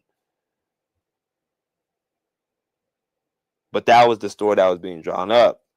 So now Shaq, he gets pushed out of LA because he ain't that guy that people tried to put out like he was. That guy was done after 2002. In 2001, Kobe was starting to show that he can stand on his own 2 feet. Again, the conversation is that Shaq needed Kobe more than Kobe needed Shaq. So you're about to see what happens when they're apart. Or why I say supposed to know about that. I knew nothing about that. When do you expect this soap opera to end that is going on between you and Kobe and Phil writing a book and all of this stuff? It's not a soap opera to me because I don't pay no attention to it. It's just that I've always spoken the truth. And it's just funny to me now that Phil's coming out with a book. Now everybody's starting to believe it. But when I said it, it's just, I always speak the truth. So I remember that book too. Phil Jackson came out and made that book. And this is when he retired. This is when he left the Lakers for that season. And he said that Kobe was uncoachable because he was feeling like he can. Phil Jackson put it out there that Kobe was the guy that, was uncoachable. And Shaq mimicked those same words. And like I said, in his earlier years, Kobe did have an issue with, basically feeling like he had to do more than he had to feel like he did. He had to do everything. And he struggled with making his teammates better at that point. That's what I will agree with. But as far as his individual game and what his dominance, bro, like this notion that Shaq carried Kobe and did all that, nah, that's not what happened at all. But I'm gonna let y'all continue hearing. But, I was just trying to, get people to be on the same page. But, certain people got their own agendas and certain people do certain things. However, though, when the tough gets going, the true colors come out. Plain and simple. Do you feel that you and Kobe will ever be able to mend your relationship? I'm a married man. I don't want to have a relationship with another man. I don't want to do it. I don't know. I don't care.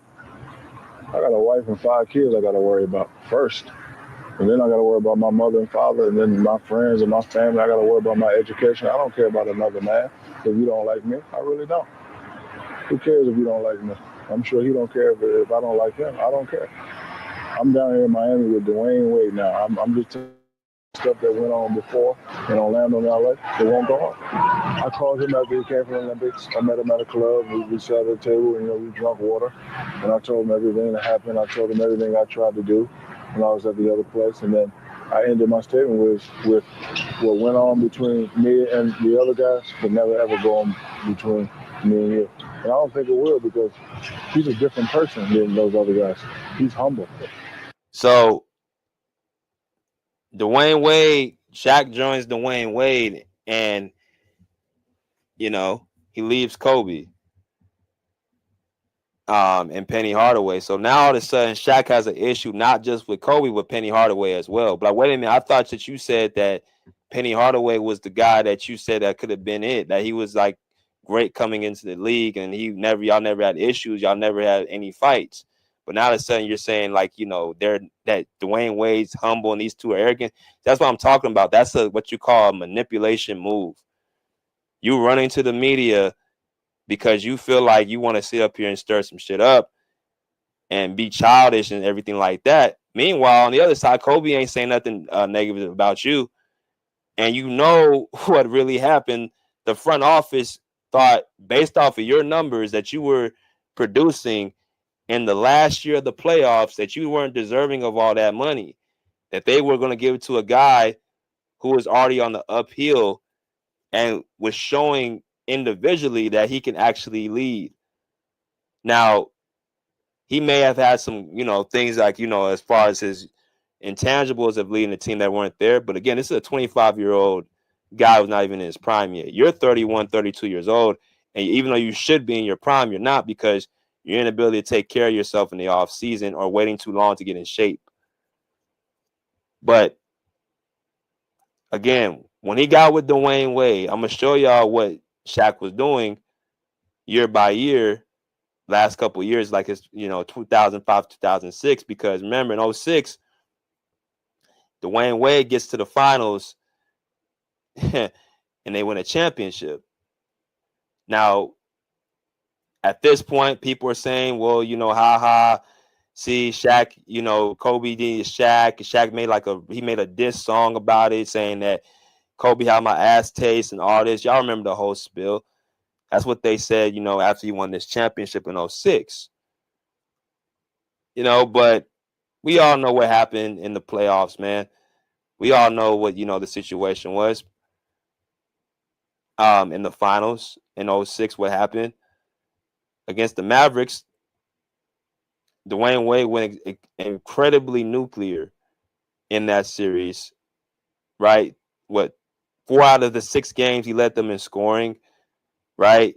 What he averaged in this series. Dwayne Wade averaged 34 points per game in this series. Antoine Walker averaged 13.8.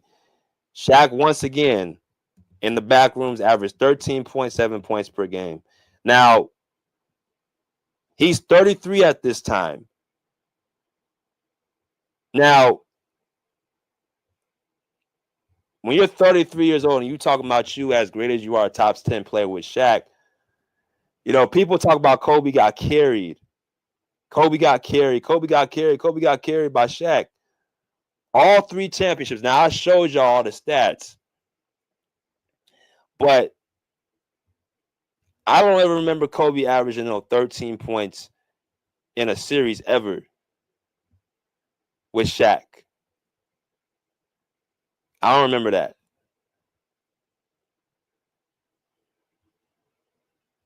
But nobody says Shaq's this championship, Dwayne Wade carried him.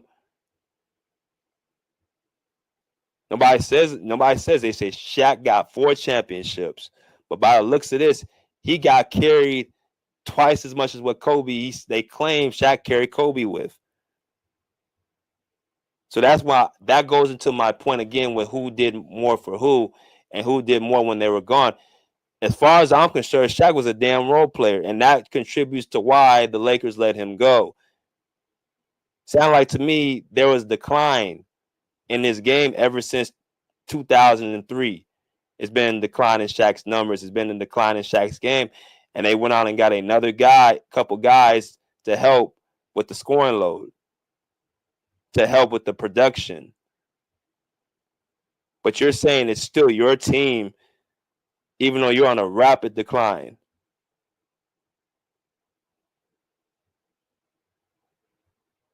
$13.7. You are a role player at this point. Now I understand because Dwayne Wade was having a magnificent series against the Mavericks. I think he was going to the his ability to draw fouls was unreal. And something else too, the year prior, before Shaq got there, he was already in the playoffs. He was already in the playoffs in 2004. Right? So Shaq, that's what you had. You had Dwayne Wade, a young Dwayne Wade that carried you.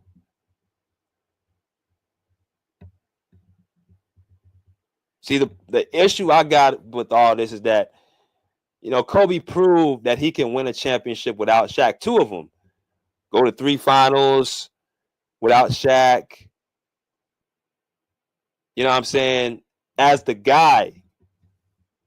3 finals as the guy.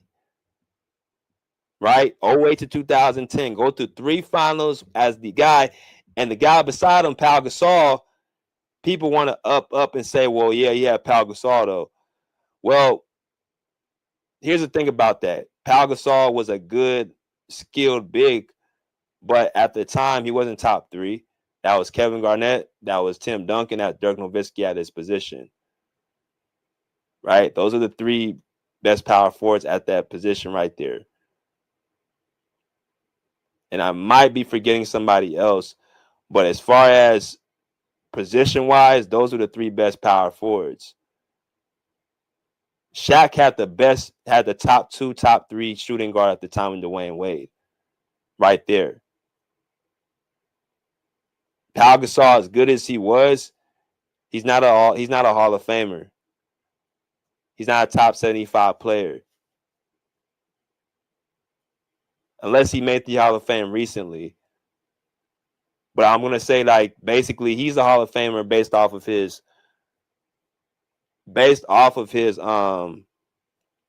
international career. But they made a trade for Pau Gasol to get him over to LA.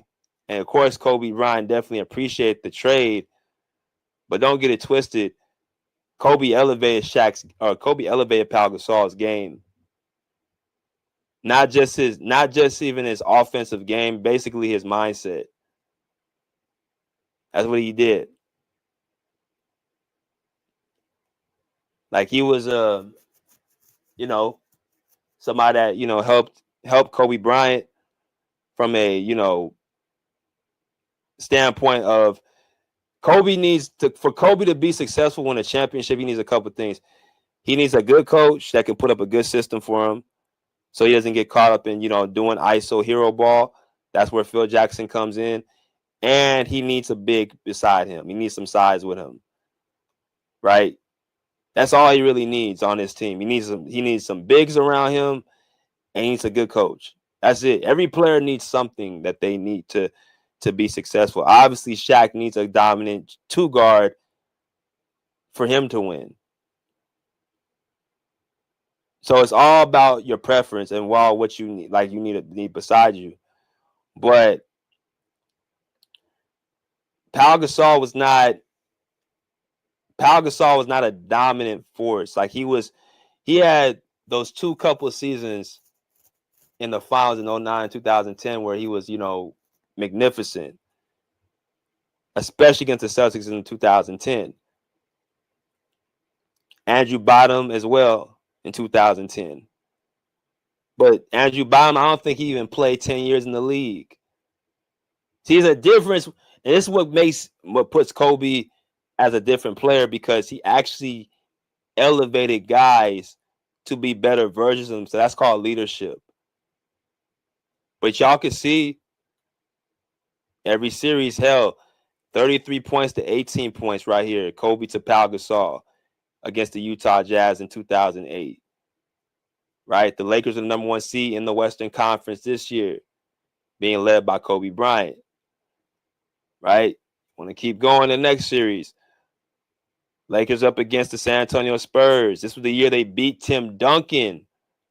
Okay, they beat the Spurs. They beat Tim Duncan.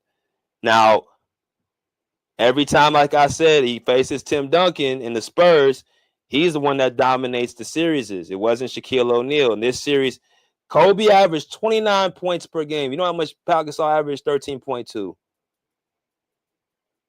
I'm going to say it again. In this series, Kobe averaged 29 points per game to Pau Gasol's 13.2. But he had Pau Gasol. They already in the finals at this point. Now, they lose to the Boston Celtics. They lose to the Boston Celtics in this series, okay?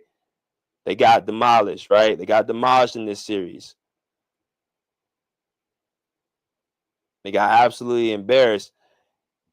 Kobe averaged 25.7 to Pau Gasol's 14.7. Right? Pau Gasol gave you 13, 14 points per game his first year there. But people said Kobe had Pau Gasol. So where's the 20-something points per game? Where's those series that Pau Gasol is supposed to be having? And I'm not trying to rag on him, but I'm getting sick and tired of people trying to take away Kobe's championships over nonsense. First, you say he was the second banana to Shaq. All 3 championships was a flat-out lie. But now that he's clear-cut the number 1 option, you want to give the second option, who wasn't even as good as Kobe as a second option, the credit over the guy who was the first option in Kobe Bryant in 2000, 2008, 2010. That's what gets on my nerves, because it's like you don't want to give this man his just due. So not only did Kobe win more championships without Shaq, he went to more finals without Shaq, and he did it with less help. Yes, you had Dwayne Wade. You had Dwayne Wade on your team. That's who you had. Kobe had Pau Gasol. He had Lamar Odom. He had Shannon Brown. He had Jordan Farmar. He had Derek Fisher. Good players. But no top 75 great players of all time on his team. Shaq, you had not just Dwayne, you had Dwayne Wade and LeBron James on your team. But because you couldn't stay in shape, and at age, at 30 years old, Kobe was averaging 27.4 points per game. He was getting better. By you at 30 years old, you was already averaging like 17, 18 points. And that's mind-boggling to me that you couldn't even keep up that level of play for past to 30 years old. You shouldn't be getting worse, nigga. You should be getting better at age 29, 30, 31, 32. Those would be your prime years. Pau Gasol averaged 18.4 points per game. Lamar Odom averaging 17.8. Trevor Reese averaging 12 points per game. Right? Another series. Let's look at another series against the Rockets. Lakers are the number 1 seed. 2 years in a row, they're the number 1 seed. Right? Kobe averaging 27 points per game. To Pau Gasol's 18 points per game. Trevor Reese with 10.1 points per game. So again, Pau Gasol, he was a good player, but he wasn't no superstar. He ain't no top 75 player. He had a couple series where the Lakers really needed him to do what he's supposed to do, Look at this, 34 points per game to Pau Gasol 17.5 against the Nuggets in the Western Conference Finals. So like 4 or 5 series is straight, he hasn't even cracked 20 points per game. He's getting the rebounds for sure. The rebounds are there. 12 rebounds a game, 11 rebounds and stuff like that. He's definitely getting the rebounds. He definitely can play in a system. He's definitely skilled. All those things are true. But as far as dominant play, bro, you can actually put Pau Gasol as a third option really on some teams with those numbers. 32 points to 18 points for Pau Gasol. You know what I'm saying? So closing it up,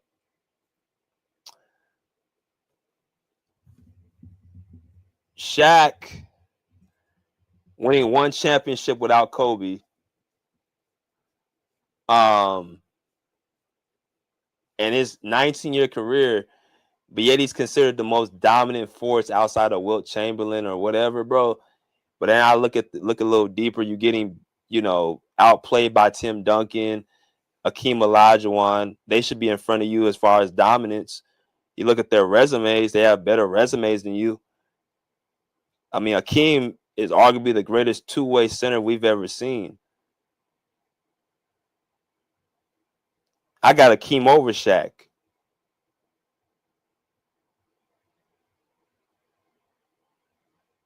Shaq could have been arguably the greatest player of all time, but the problem is that he did not take his conditioning as seriously or basketball as seriously, and he did not have the skill set. There was holes in his game. He was a bad free throw shooter. He couldn't stretch out. He could not shoot mid-range shots. He couldn't shoot three-point shots. He was a very good defensive player, but more side in the interior. He didn't affect the game as much as Kobe Bryant.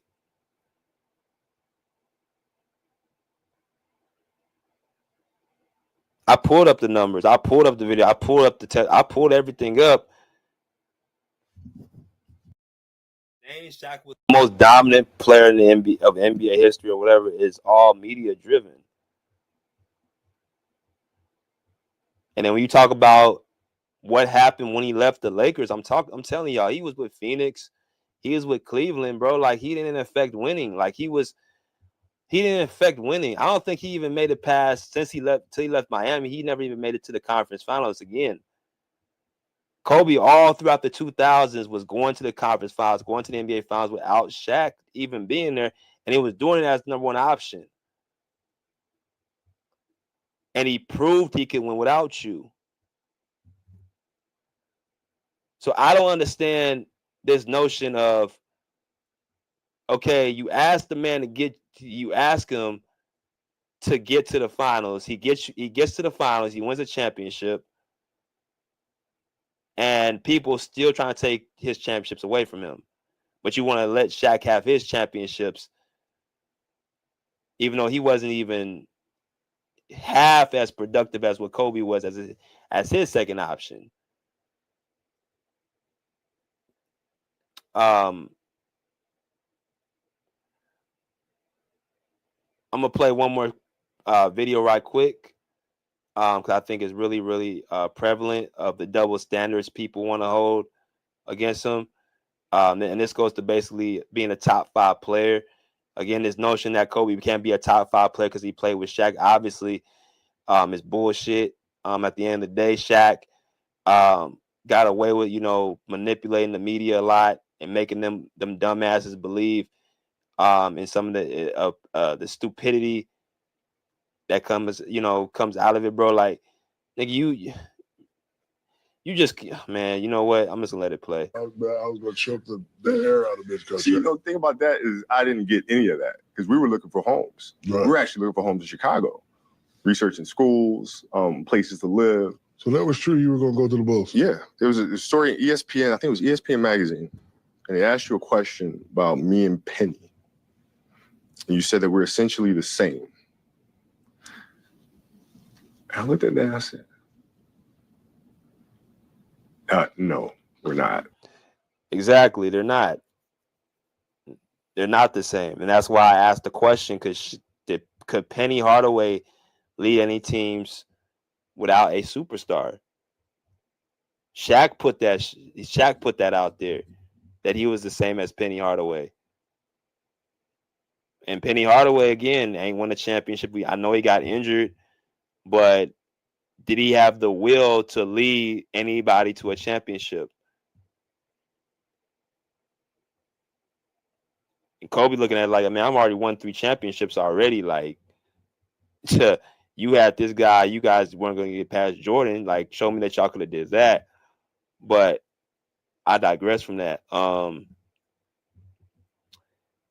Kobe's gonna go into why he him and Shaq had to separate. He's about to go into this. I'm about to be out done after this.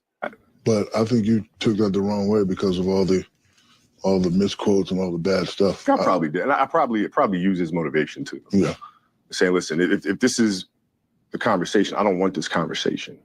When I retire, I don't want people to say, okay, he only won because of Shaq. As unfair as that is, Magic never won without Cap, right? Michael never won without Scottie. So, but here I am getting stuck with this argument, which is not fair, but yet this is the argument people will make, and I'm not okay with that. And so therefore I knew, okay, I gotta go.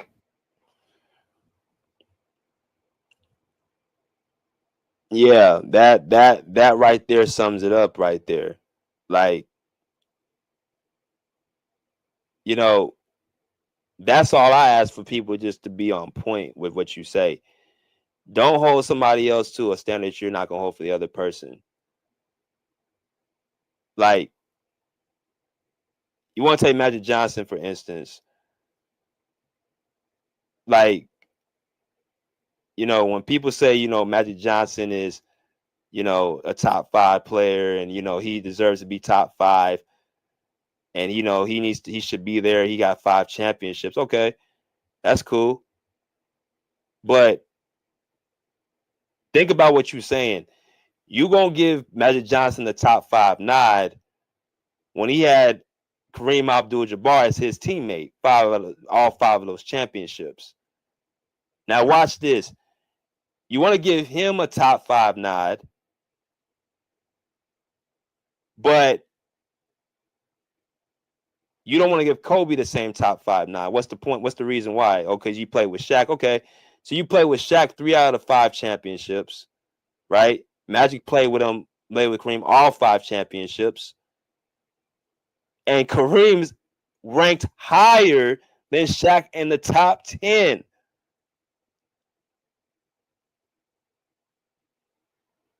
And that's who Magic had. And not to mention, Magic had a better team than what Kobe did. Even in the glory years when they three-peated, it was never the team. It was always the duo. Magic and Kareem had a great team. They had Big Shot James Worthy. They had Byron Scott. They had Michael Cooper. They had Kurt Rambis. They had Jamal Wilkes. They had Bob McAdoo. They had a super team. That Lakers team in the 80s is arguably the greatest team that we've ever seen.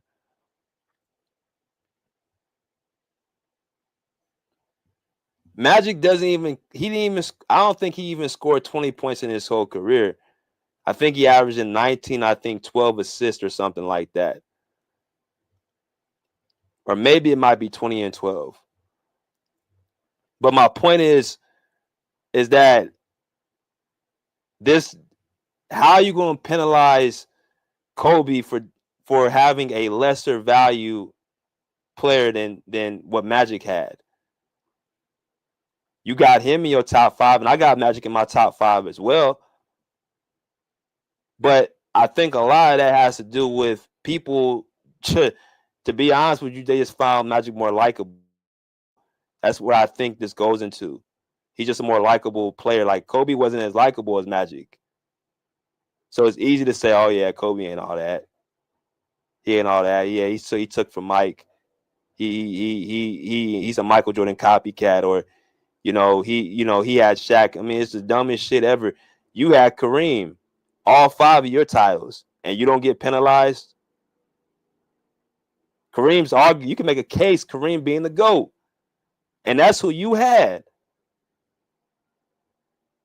Kobe had a guy that he carried quite as kept 2 out of his last 2 years. He was the better player by the statistics. I thought he was a better player since 2001. I thought just Shaq got more away with the schematic part of the game. But in 2003, 2004, it was definitely Kobe better than Shaq. He was a more impactful player. So, like, what are we really talking about? They still got 5 championships apiece. But I digress from that. My point is that Shaq and Kobe, man, when you talk about who needed who more, his case is stronger than Shaq's. Shaq, again, you had Penny Hardaway, you had Dwayne Wade, you had LeBron, you had all these players,